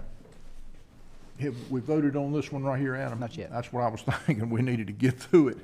We got a motion and a second. All in favor signify by saying aye. Aye. Opposed? Motion carries. But yeah, these are projects that, gosh, we've been working on a long time, and it's really nice to see them kind of come together. And they're complementing other projects now that we've done, and I think that's kind of how Jason feels, and I feel the same way. It's nice to be able to do projects that complement things that you've already done or are in process. Okay, we move to 11A. No, sir. Have I jumped too far? Yeah, 10D. Well, I'm trying. Yeah, I have. Planning Department. Staff modification proposal. More information about this agenda item be presented by Town Manager Mitchell. Thank you, Mayor. So the purpose of this agenda item is to consider authorizing me as your manager to fill a vacant position in the planning department with an assistant planning director position, as opposed to filling a planned long-range planner 2 position, in order to better support the planning department's current and long-term needs. As one of North Carolina's fastest growing communities, the town of Fuquay-Varina is diligently working to meet the demands of new growth opportunities.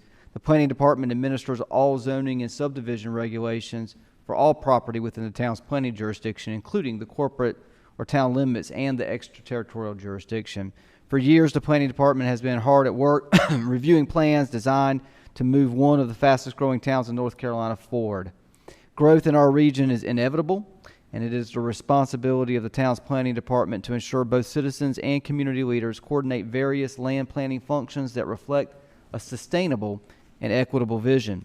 The town's planning department provides an administrative role within the organization. These administrative and managerial functions include the development and regulation of the town's official zoning map, the land development ordinance, and related land use development policies and procedures to ensure the expectations of the town's governing board are aligned with effective land use planning that enhances the quality of life for Fuquay-Varina citizens and the business community.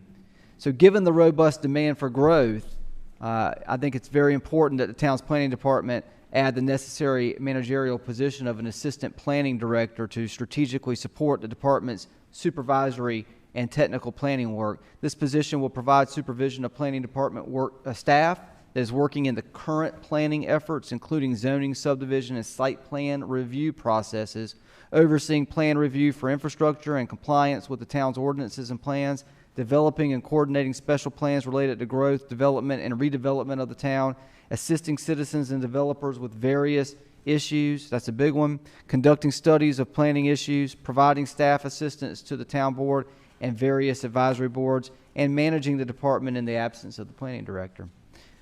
Therefore, I'm recommending that the town board consider approval of the proposed change in staffing for the planning department. Just as a little bit of background, an assistant planning director position has been previously programmed in the town's future staffing plan, and this position has been established in the town's pay grade and classification schedule as an assigned grade 22. Currently, there is a vacant long-range planner 2 position within the planning department. In consultation with the planning director, I'm proposing to not backfill the long-range planner 2 position and instead hire an assistant planning director where the need for the planning department personnel is greater. Given the amount of robust growth experienced throughout the community presently and expected in the future, the addition of an assistant planning director is more important to addressing the current planning needs of the department. The elimination of the long-range planner 2 position will require an additional $12,000 annual adjustment to the department's salaries line item, for which prorated funding has been identified for fiscal year 21, and full funding can be planned for in future years. So the recommendation to you this evening is by motion to authorize me as your manager to fill the assistant planning director position as opposed to the long-range planner 2 position as presented and recommended. I'm happy to answer any questions, but I strongly feel like this is needed for our organization.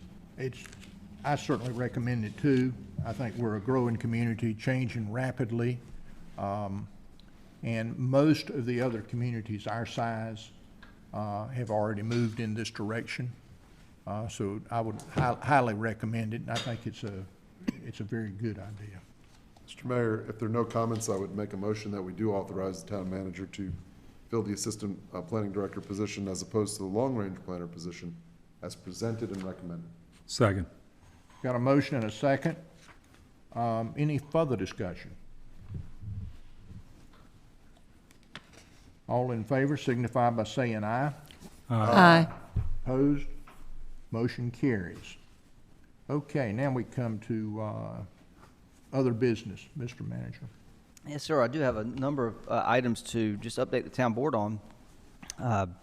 First, the good news, the town's business park was recently recertified as a North Carolina shovel-ready site, and so we are still good now for another 2 years, and this will certainly help as we're coming, hopefully, out of the pandemic with our marketing efforts of this site.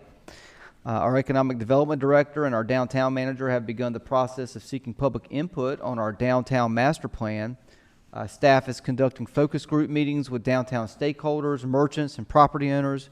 An online public survey is on the Let's Talk FV site, which we'll get to in a moment, talk more about that, for any member of the public to take the survey and provide their thoughts and input on what should happen downtown. We will conduct a public outreach and seek input during the months of March and April, and we intend to present a downtown master plan update to the town board sometime in May. Our 2020 Economic Development Annual Report was released yesterday, and we'll make sure everybody has a copy of that. Alyssa Bird, our Economic Development Director, has been announced as a recipient of the 2021 Economic Development 40 Under 40 Award. The biennial award recognizing rising stars under the age of 40 in the economic development industry. The awards program is hosted by the Development Counselors International, or DCI, a New York-based integrated marketing firm that works with economic development and travel organizations around the globe, and Jorgensen Consulting, a leading national executive search firm serving organizations in nonprofit economic and community development industries. An independent selection committee of 6 economic development professionals and site selection consultants evaluated a record number of 200+ nominees. And so this is very exciting that Alyssa has been recognized as one of the... Is this an award that you won as well a few years ago? I didn't get a big international award like this. But I did get the Triangle Business Journal 40 Under 40 award. Under 40, I remember that. But Still nice, and I've got a nice plaque to show for it in my office. But you've bounced over that number now, I believe it. A little bit, yes, sir. Yes, sir. All right. Our planning department, as it relates to our planning department, the US 401 corridor study is now in motion. There's an online survey available through April 9th, and a virtual meeting will be held on Thursday, March 25th at 6 p.m. to discuss the project and updates. If anybody would like information on that, we can provide that to you. As it pertains to public utilities, I did want to make the board aware that Brian Thomas in the water section of the utilities department has received his Distribution A certification from the North Carolina Water Treatment Facility Operator Certification Board. So we want to congratulate Brian on that achievement, and this is the highest certification in water distribution. Right. So very great work on Brian's part there. Public utilities recently opened bids for the upcoming water line replacement project, and I'll be bringing a recommendation of award to you probably at our next town board meeting.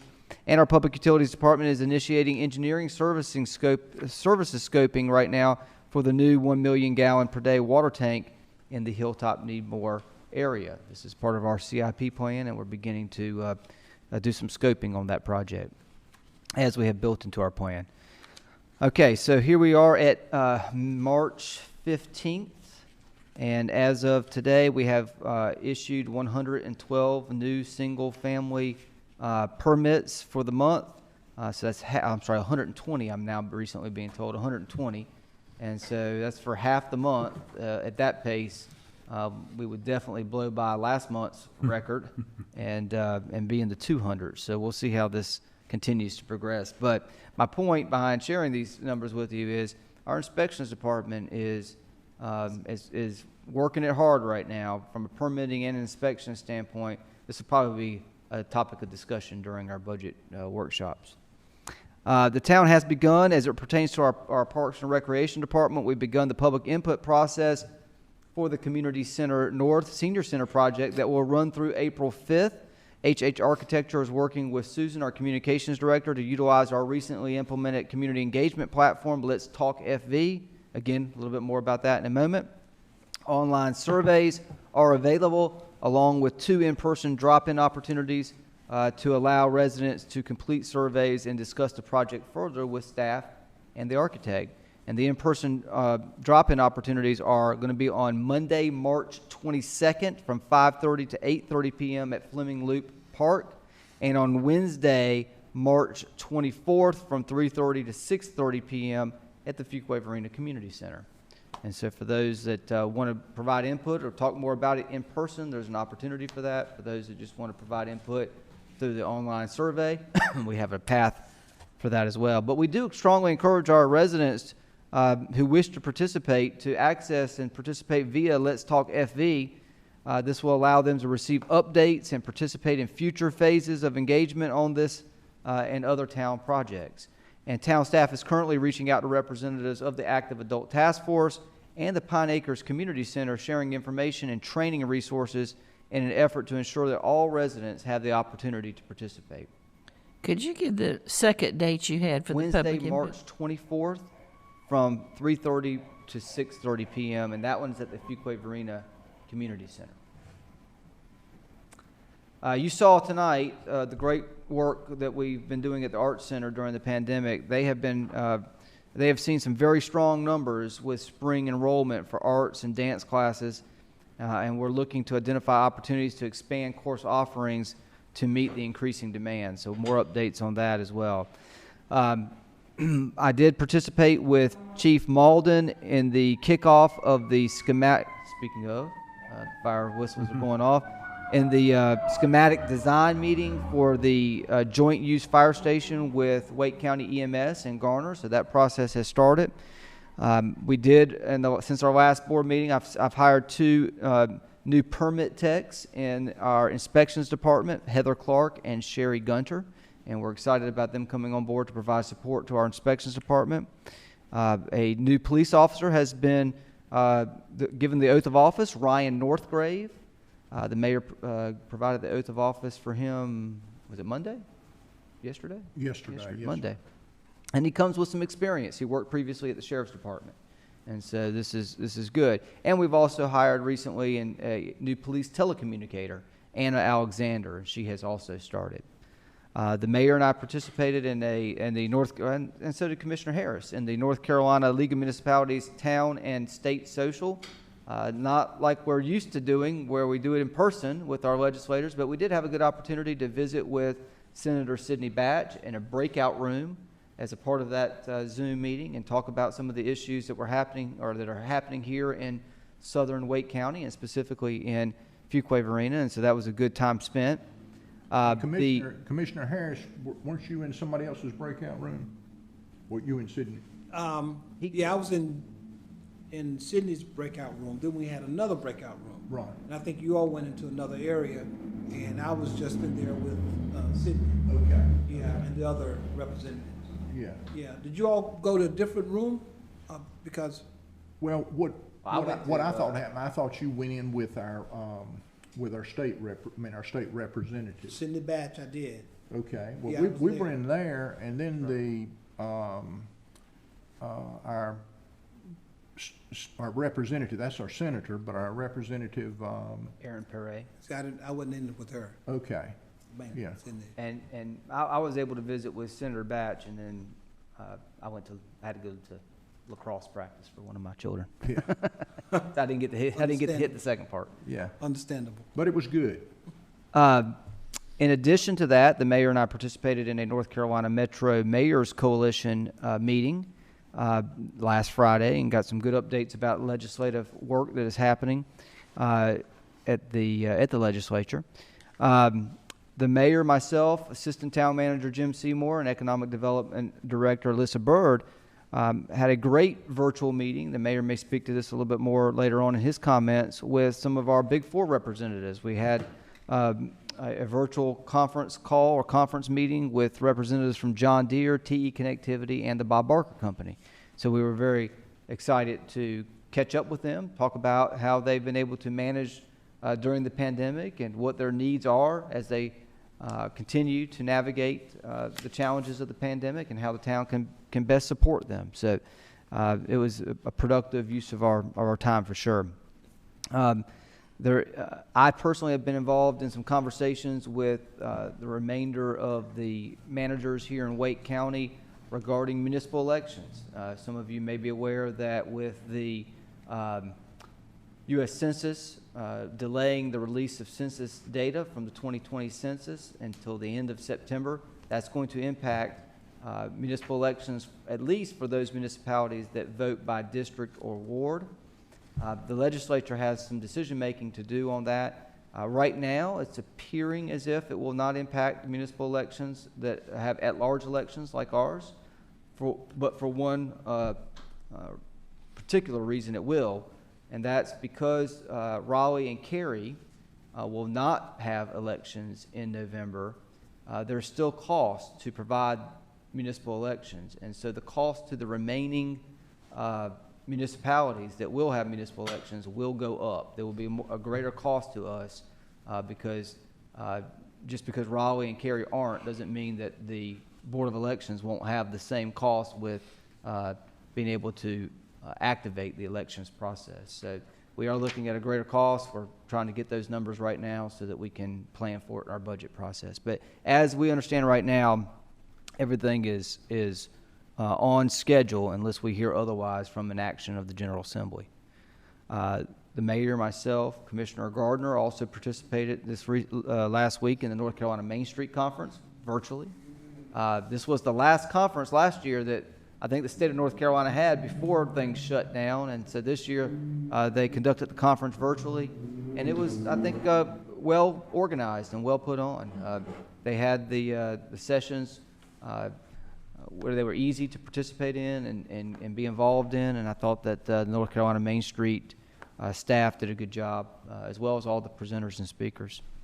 I have also, since our meeting with the League of Municipalities with the Town and State Social, I also had a separate meeting with Senator Batch to talk about some specific issues as they relate to Fuquay-Varina and some funding resources that we would love to get help with regards to transportation and things of that nature. So that was a good, productive meeting. She seems to be very excited to try to help us where there's opportunities to help us. So I want to thank Senator Batch for that call. And the budget process has started. We are now in the throes of it. These next 4 or so weeks are going to be challenging for any spare time on the calendars for management, finance department. We're going to be meeting with directors so that we can go ahead and get things teed up for a budget workshop.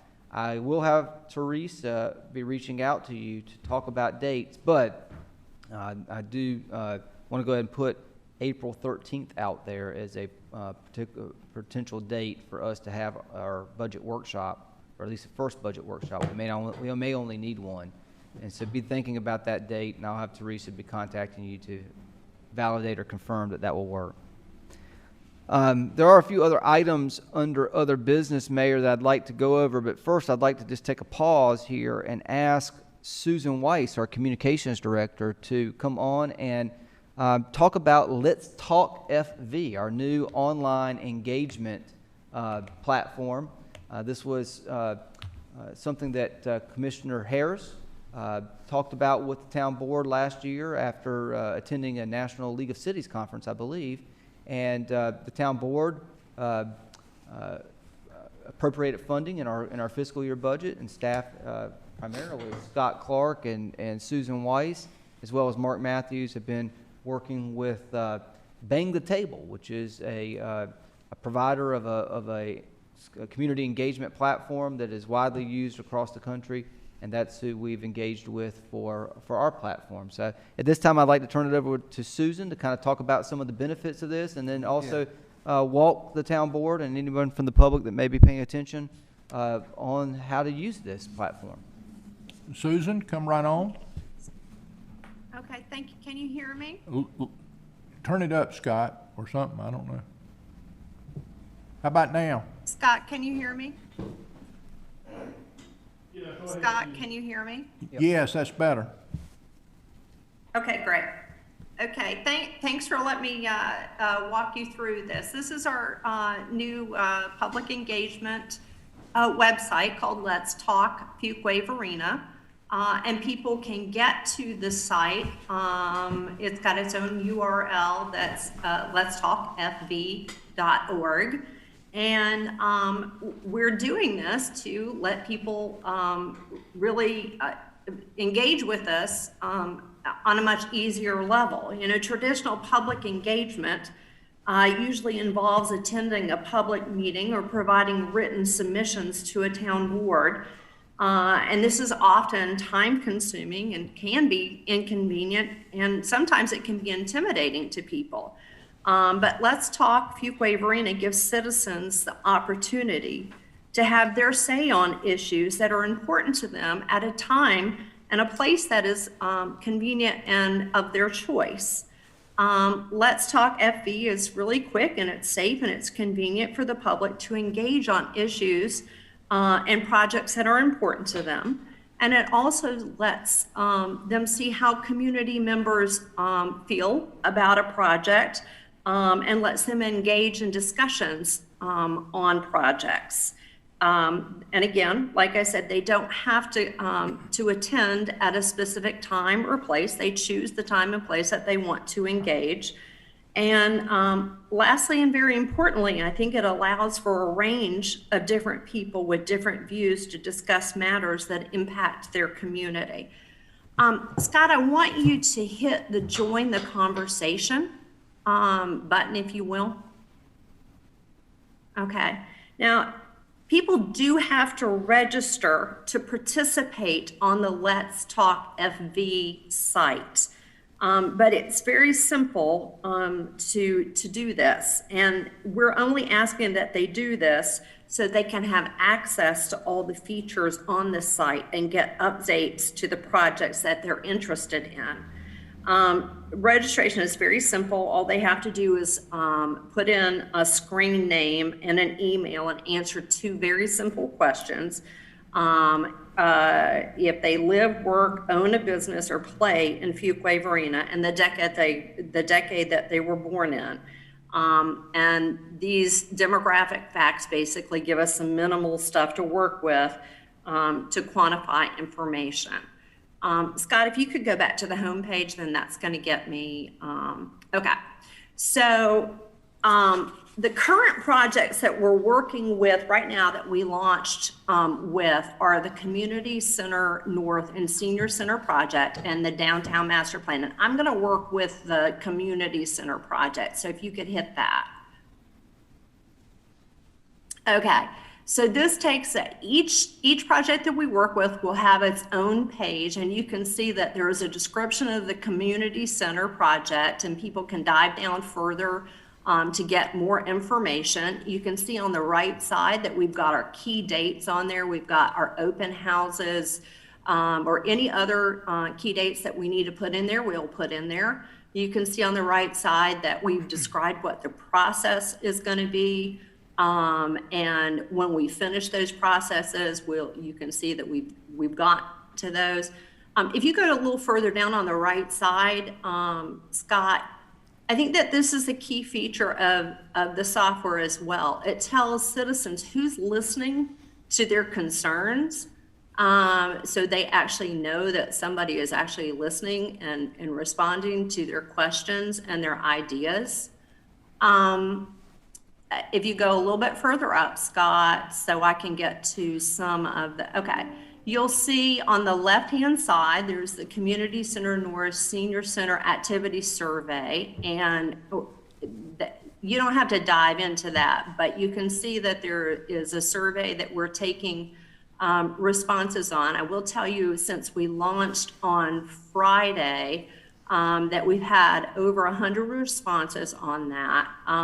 We did a soft launch on Friday, Didn't really publicize it dramatically because we wanted to see what the software would do. On Monday, we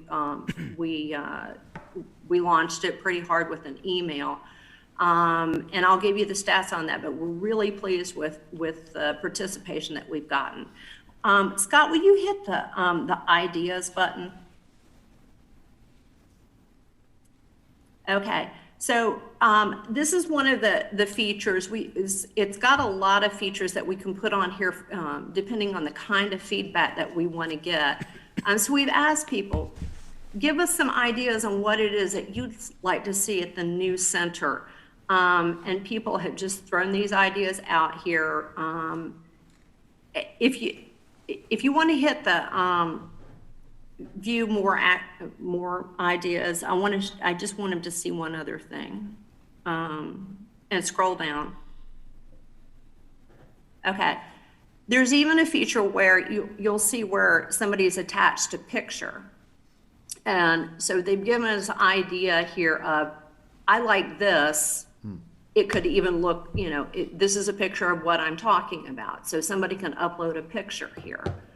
So you can scroll up and get to the questions feature. You might have to go back. Okay, and it's right there. Okay. And so people can ask us questions. And we've had 4 questions so far. And once we answer the questions, then these questions stay live on the site. The response goes directly back to the people that asked the question. And then other people who may have the very same question can see that, you know, that there's a response. And they know somebody's listening and they may have the same question and it's been answered. So again, I said that we launched primarily on Monday. This gives us a report of stats every 24 hours. So it's not live updating every minute, but as of last night with the 24-hour launch, we had over 1,000 visits to the site, 216 registrations, 207 active participants, 100 people have taken the survey for the community center, 132 have taken it for the Main Street survey, and again, 4 questions asked and 31 ideas have been put out there. So I think that that's a really great start for the first 24 hours of our community engagement. I think that the ideas that we can use this software for are pretty endless. I mean, anything from master plans, any kind of plans, comprehensive plans, transportation plans, you know, capital improvement plans, anything, planned projects, public works projects, but we could also use it for creative kinds of things like, you know, I don't know, naming a street or naming a park or photo contests, to fire, you know, engagement, connecting with local government officials, satisfaction surveys, to feedback on issues like zoning issues, affordable housing issues, recycling priorities, to how can we better communicate with the town citizens. So there's just a wide range of topics, and I think it's really going to be a successful program for us as we build it. And so I'm very excited about where this could take us. Thank you so much, Susan. It sounds like you have done exactly what the town board envisioned with this project, trying to reach out to the public to get more input from the public on all things that we do, but especially as we as we move forward. Fuquay-Varina is changing, and this is very good information that will help us plan for the future. Thank you. Thank you. Yeah, so hopefully Thank you. this has been a good opportunity for the town board, the public who's watching, anybody who may watch the meeting afterwards, to familiarize themselves with this platform and get engaged. Will you be sharing this information ever so often, once Yes, a sir. quarter, or how often will you be sharing the information? Yeah, I mean, we'll continue. I think we will share it as we have projects that we want to get public engagement from. So that could be more often than quarterly, but certainly we will continue to remind the public that this platform is out there and for them to be able to use it. Will we promote it on Facebook? We already have. Okay. So you're gonna, Susan's gonna work it like to let everybody know. Yes, sir. Much often. Focus newsletter, our social media sites, our website, of course, our email listserv. We're going to be continuing to pump it out there. Our partners will hopefully help us. The Downtown Association, Absolutely. Chamber of Commerce, our partners will help us. You know, put it out there I as well. could envision like, you know, some of our partners like DOT, if they're talking about roads or cleaning roads or, you know, things of this nature that were happening in and around Fuquay-Varina that we could. I definitely see Campo helping us with Yeah. it.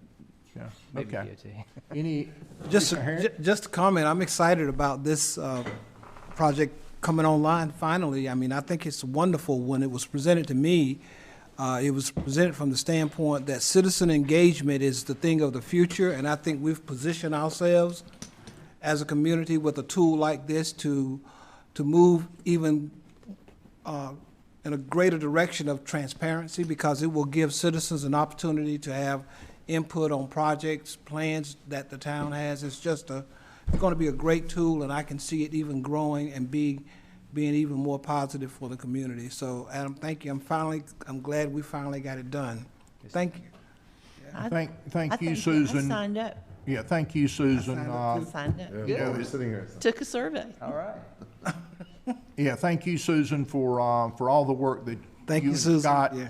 you know, have done to bring this together. And, you know, this is a vision that our board has had for a good number of years.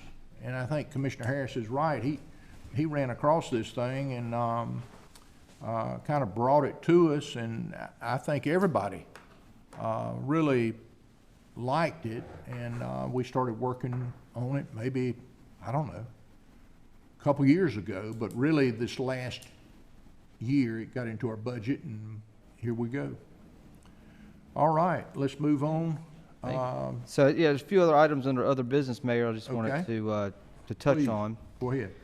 I did want to just share with the town board about the preliminary designs for the Greenway trails for both the Hidden Valley Greenway and the Alston Ridge Greenway. And so Greenway development, as you know, has been a priority of the town and is reflected in our 2020 comprehensive system-wide parks, recreation, and cultural resource master plan. And greenways improve residents' quality of life and provide safe means for people to bike and run and walk and enjoy nature. Our most recent Park Depot Greenway is a great example of that. Our fiscal year 21 budget identified and allocated funding to design 2 greenways that will better position the town and in the future when applying for grant funding by having several shovel-ready projects ready for construction. The Alston Ridge Greenway Trail will consist of a 10-foot wide paved greenway trail with boardwalk. Let's see. Yep. The project will begin at the existing Bass Lake Greenway Trail located on the east side of Highway 55 in the Alston Ridge subdivision, and will tie back into the existing asphalt at the Bass Lake Greenway Trail North, which is approximately 2,400 linear feet. And here is a map on your screen that shows where it ties in with the Greenway. Let's see, get my picture straight here. With the existing Greenway in the Alston Ridge subdivision, the sort of blue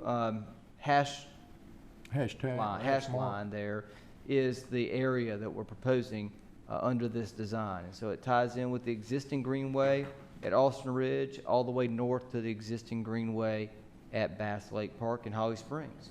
And then you can also see there's some committed greenway that will make a link moving further down south towards Fuquay-Varina with a project that's being currently built off of Highway 55 right now.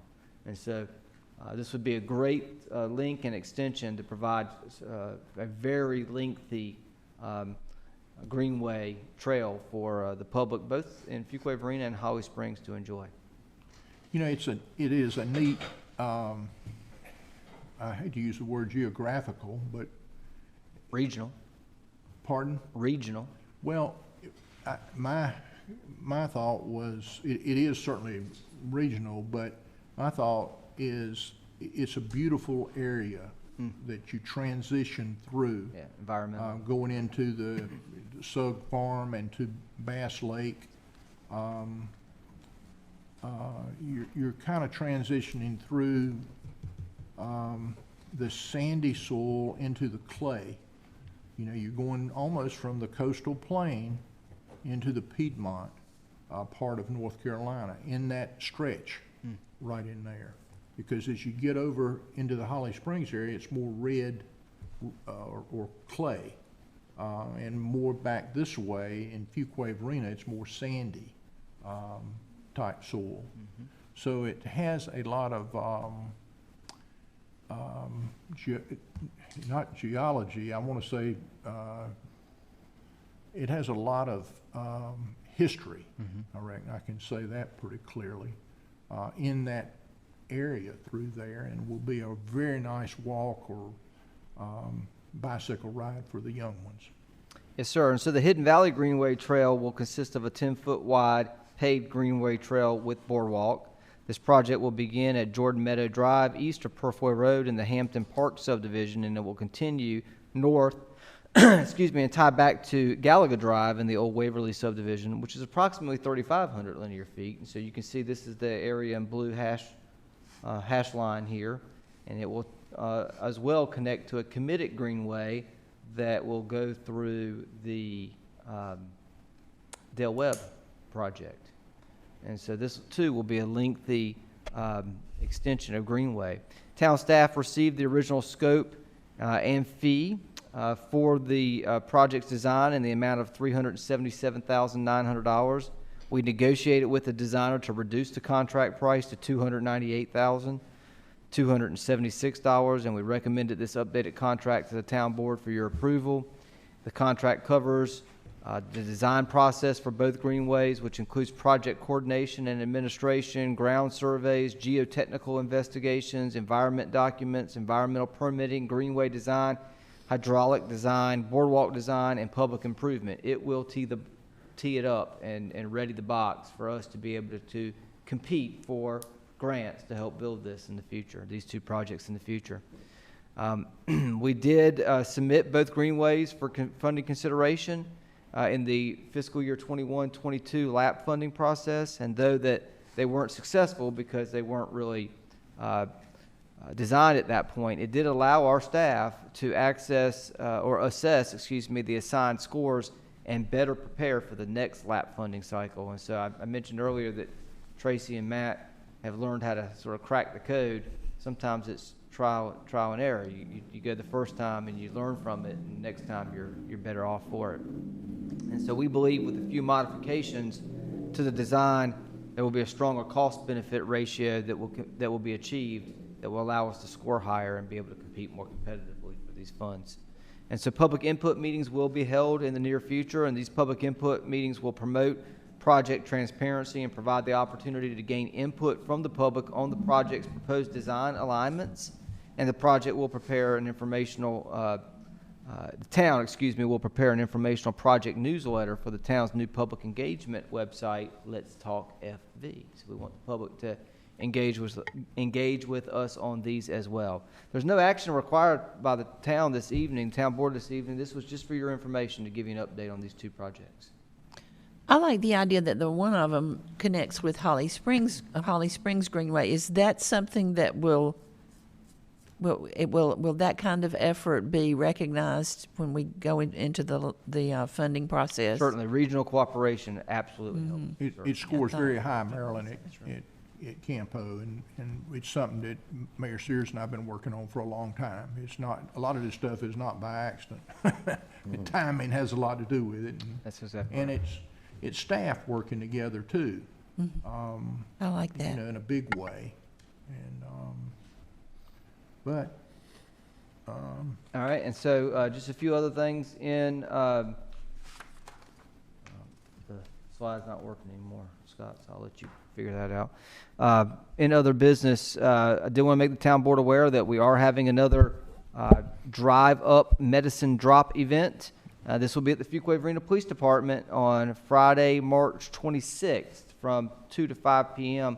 This was a successful project or a program the last time, and that's why the police department is holding it again this time. And hopefully we'll have people in the community take advantage of this opportunity and participate. it was very successful the last time, I think. Mayor, this was mentioned at the last meeting also, and in regards to that, and I mentioned at that meeting several things that the police department has done in regards to outreach, and now this is coming up, it continues to show that I know where the heart of the Fuquay-Varina Police Department is, and that it is here in Fuquay-Varina. I mean, take for instance the Police Explorers post, reading to children at daycares, Christmas wishes shops with the Fuquay-Varina Police Department. In addition to this, those are programs that have a huge amount of minorities that are involved with those, and great programs. That shows me the heart of the Fuquay-Varina Police Department is great, strong, passionate, and caring, and they do these types of events by choice. They're not required by law to do any of this type of stuff, and it shows that they continue to be involved in community outreach, and I'm proud of them. A strong heart. Thank you, Mayor Pro Tem. Additionally, you have two first readings in your agenda materials. The zoning map amendment and land use plan amendment for Fuquay Warehouse and Storage LLC, 6109 South NC Highway 55 and 1206 NC 42 Highway. This is a rezoning petition 2020-22. And then you have a first reading for zoning map amendment and land use plan amendment for the A.E. Saunders Farm LLC, a portion of 7621 South NC Highway 55 and, excuse me, that is the only address, a portion of 7621 NC 55 South. So those are the first two readings for your consideration. That'll be on the first meeting in April. Happy to answer any questions. That was a pretty lengthy manager's report, but I wanted to just provide some context on a number of topics. Happy to answer any questions the board might have. Otherwise, I'll stand down. Well, I think you got us covered, and they were all good topics too. And appreciate it very much. And you know, one area that you commented on, Alyssa Bird, I thought did a fabulous job during the presentation with John Deere, Bob Barker, and in our economic development forum that we had. She did. Yes, sir. I was most impressed with her effort, and she really handled the meeting for us, and That's right. that was very nice, very good. She was also at the Main Street Conference. She was at the Main Street Conference as well. She's Yeah. taking an active role and working closely with Dawn and downtown revitalization. She's doing a great job. Yes. Okay. It concludes your remarks. It does, yes, sir. Okay. Mayor Pro Tem Massengale, any words of wisdom for us? Mayor, one group I wanted to recognize, we did speak about engineering department earlier and map polling and things our new director has done, but also two individuals in his department. I want to recognize that two different individuals have brought up to me recently,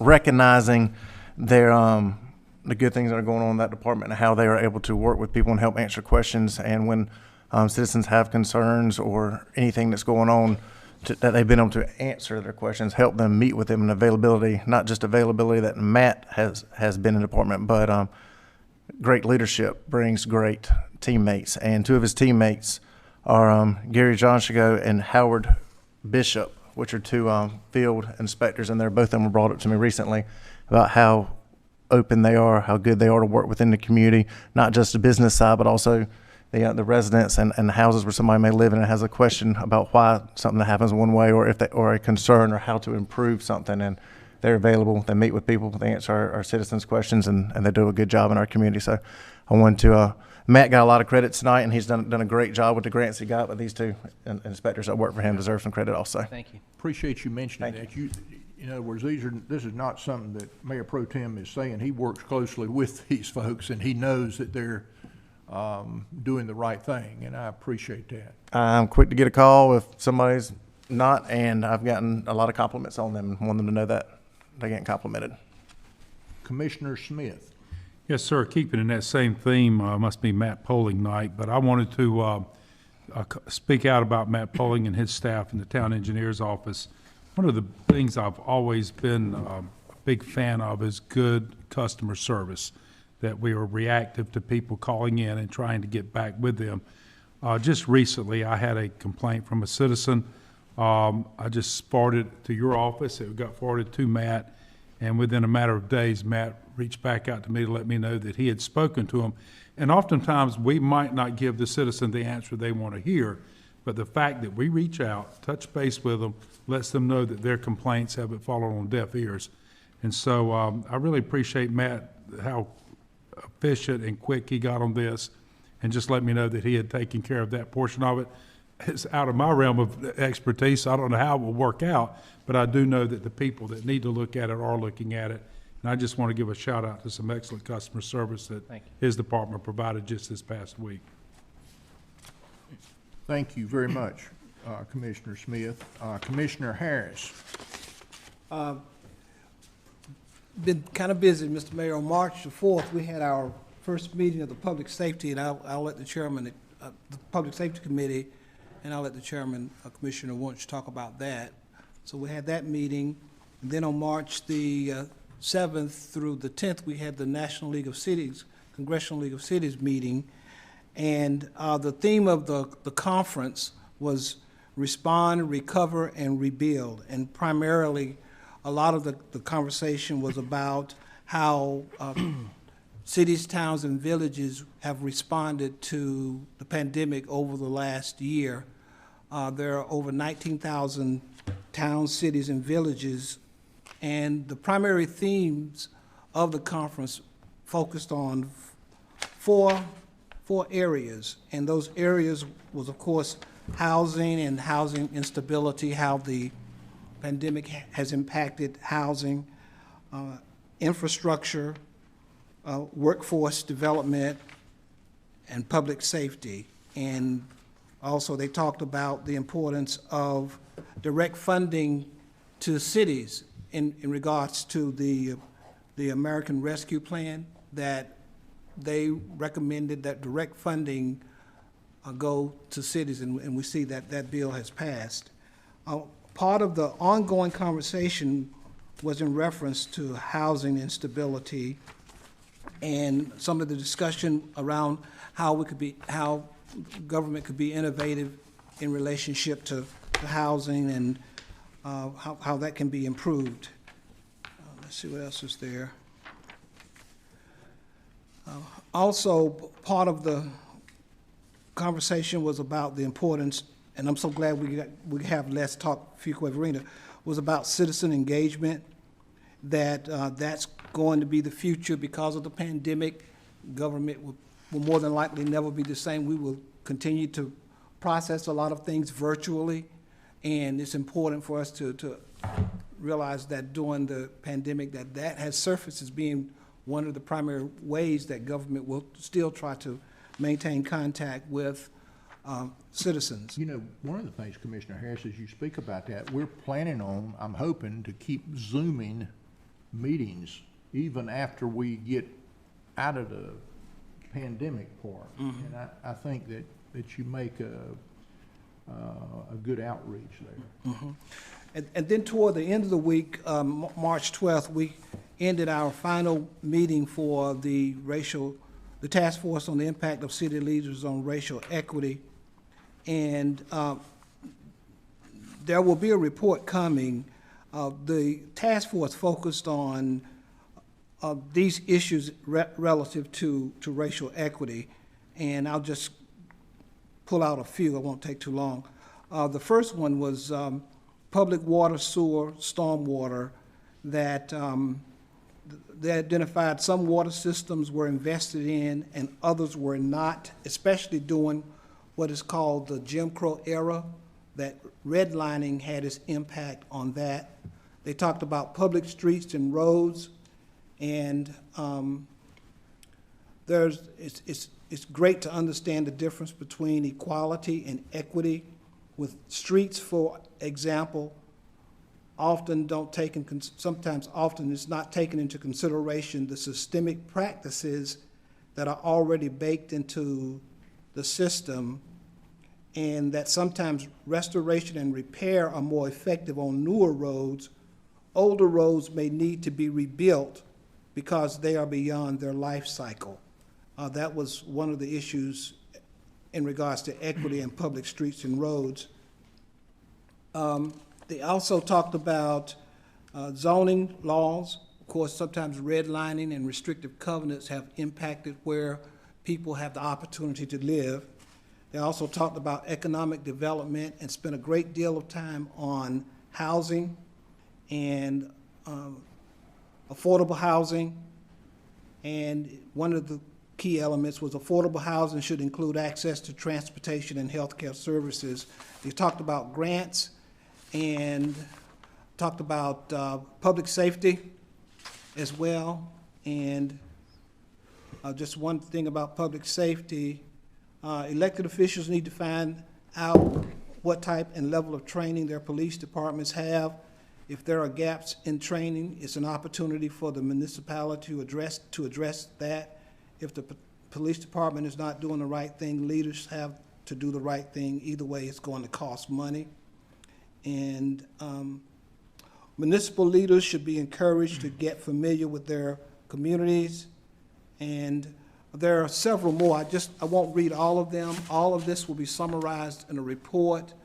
And along with that report, there will be recommendations coming from the league in regards to which particular topics that will finally be concluded to be the most important, either priorities, and then there will be recommendations from the Equity Committee. Thank you, Mr. Mayor. Thank you, Commissioner Harris. Commissioner Wunsch. Thank you, Mr. Mayor. Just going to share, I always like to share some news from Fuquay-Varina High School. The varsity lacrosse team last night won their first ever playoff game against Laney High School. The team started 7 years ago at Fuquay-Varina High School. It's one of the top-ranked teams in the state of North Carolina right now, and will play, I believe, tomorrow night in the second round of the state playoffs. So that's very exciting for the school and the program, and I've heard a lot of good feedback from the parents on how well the program has done, and now the notoriety it's brought to the school, and so as a lot of the other sports programs have done. So that was exciting for our town. I did want to mention about the Public Safety Committee meeting. We did meet on Thursdays. We're going to be meeting on Thursdays, and we have another meeting coming up this Thursday. And at our very first meeting, Commissioner Harris and Commissioner Gardner and I set up some structure for the committee, as well as talked about what we're going to do in future meetings. And I'm excited about our next meeting that we have on Thursday. And I've reached out to our manager about that, who is our liaison, our town liaison for the committee, and looking forward to that and the work we'll do. And appreciate Commissioner Gardner and Commissioner Harris and the work that they're doing, and I look forward to presenting to the board, to the full board.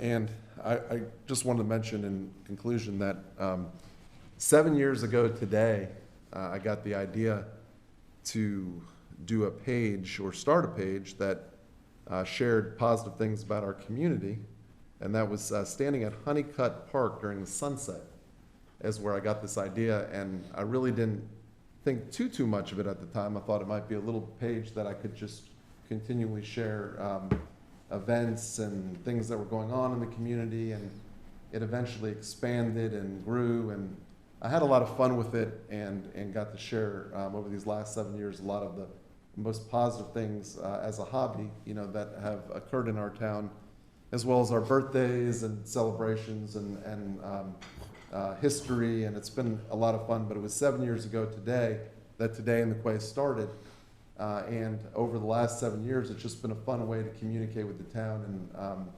about what's going on in our town, and it's been a lot of fun. It's hard to believe 7 years have passed.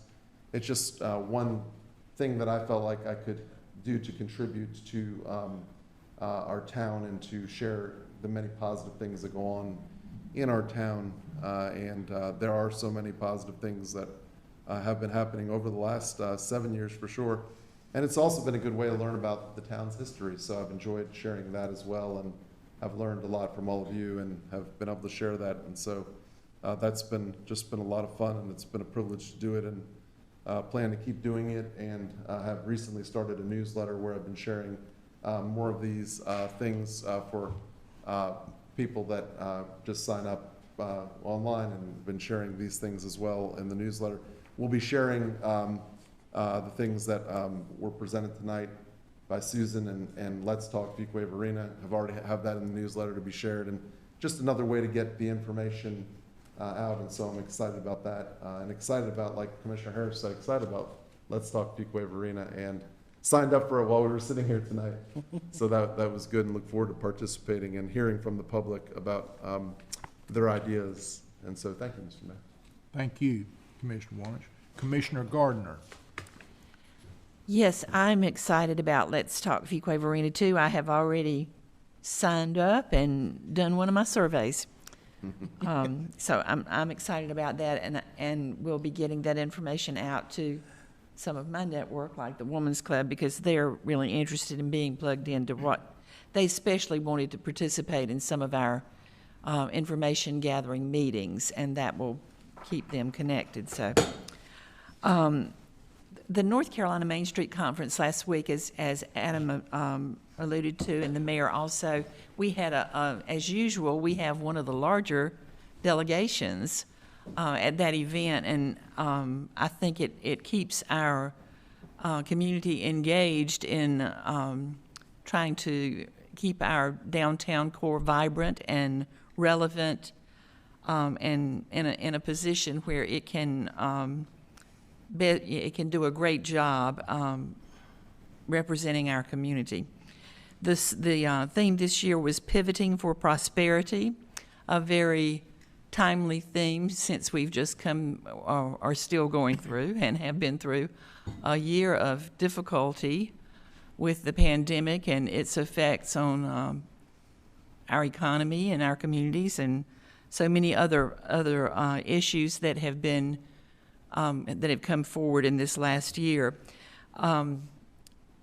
It was especially, there was numerous sessions that I found helpful, and things that we can return to, because since this was virtual, we now have the opportunity to have these presentations online and available to us if we want to go back and listen to them again, or share them with somebody else.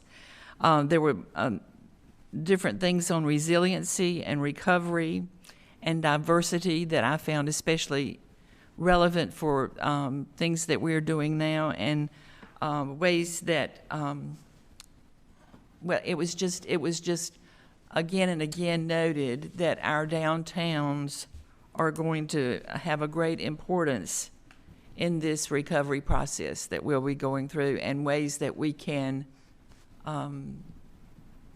do that. And again, as I believe the mayor was saying earlier, some of these virtual meetings, and there are a lot of things we've learned. Last year a lot of us went to another town to attend this conference, and this year we were able to do it right here in Fuquay-Varina.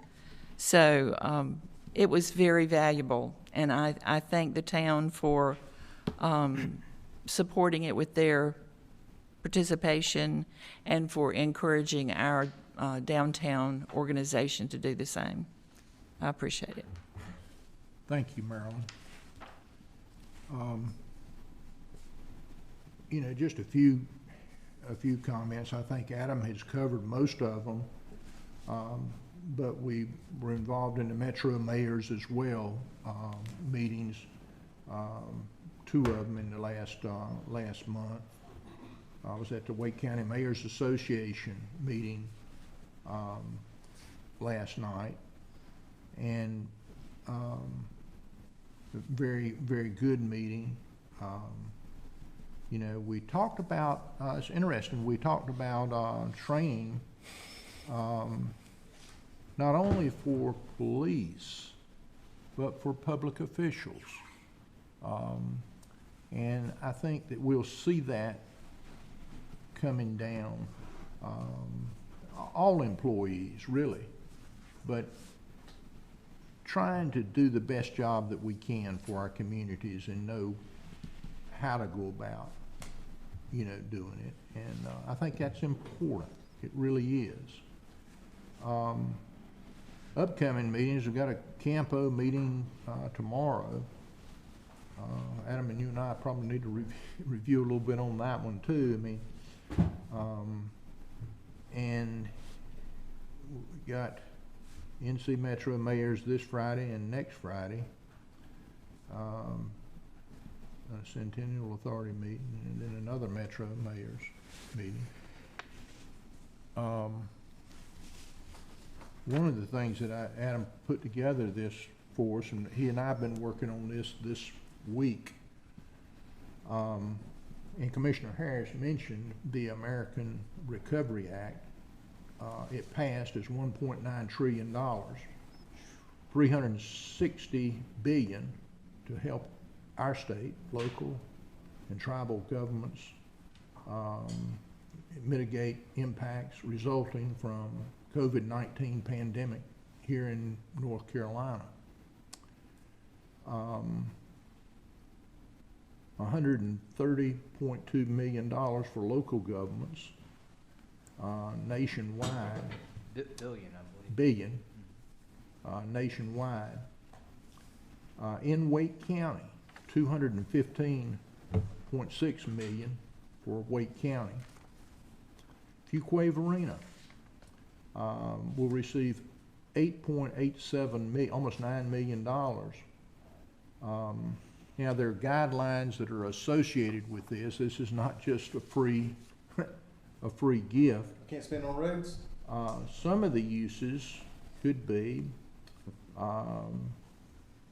you know, to the response of the COVID emergency and address the negative economic impacts, including aid to households, small businesses, nonprofits, industries such as tourism and hospitality, provide premium pay to essential employees or grants to their employers. Premium pay could not exceed $13 an hour or $25,000 per worker. Provide government services affected by a revenue reduction during the pandemic relative to revenues collected by the local government in the most recent full fiscal year prior to the emergency. Make investments in water, sewer, and broadband infrastructure. The payments will come 2 times. Half of it will come probably in the next 60 days, and the other half will come in about 12 months. And there's certainly a lot more discussion about this, but we wanted to update the board on this. And, you know, as y'all know, we have spent millions of dollars here in Fuquay-Varina taking care of people and doing the right thing for our community during this period of time. And a lot of people don't realize how much that we have spent trying to help people move through this. And you've got police officers, you've got firemen, you've got inspectors, and probably a third of our people are they still working off-site, Adam? How many do we have? No, we have back? Few now. Most are back, and we have the remaining teleworking employees will likely be coming back by mid-April. So over a period that of time, we have had a good number of our employees working off-site, and they're starting to come back as the vaccines are taken and it's moving into a more stable, type of environment. Our firemen and our policemen and inspectors, you tend to forget about, inspectors, but they're out there truly dealing with the public every day, and they have had to wear protective gear, have special training, and they've all done a great job. We have had some COVID cases, but what hasn't happened to us that we were really afraid of is that we'd get a whole department that would get wiped out. And, we've had some in the fire department where you've had to isolate a whole shift. In other words, if it's in that group, if COVID takes place in that group, you can't let those folks intermingle with the other folks. They got to be gone for 7 days, and I know that's happened several times, Adam, I believe. And we've also gone and helped other fire stations that have had the whole fire department. That got wiped out. Was it Clayton? I can't remember. Clayton had an issue, and then there was one more kind of toward the north. It wasn't in Wake County, but it was a neighboring community. Okay.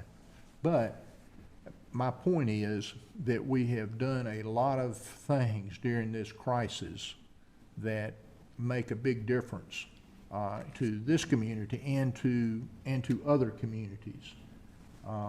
And very excited about this money flowing back into our community, and we will look to do the very best we can, and we will have more discussions about this during our budget workshops as they're coming up. Main Street, I've got to comment on this. Ann Smith, what a great selection. Dawn did a great job, and Rachel, both. The Main Street committee, Marilyn was there at the, and we, Marilyn, it was almost like we were at the Main Street Conference because we were in our group. We had a small group, and they were all able to interact with each other. And we assembled at the Art Center, and it was done very professionally, and it was done social distancing, but with the videos that the Main Street Conference offered, it was fabulous. And I almost got the feeling I was there. And Naomi actually came on and congratulated Ann too after, I won't say it was over, but after the main presentation was over, and we got to see Naomi McLaurin, or Riley, who had helped us with Main Street, our Main Street program here, who now works with the state. But that was extraordinary, and Dawn deserves a lot of credit, and so does Rachel and their team of volunteers. That was a great group.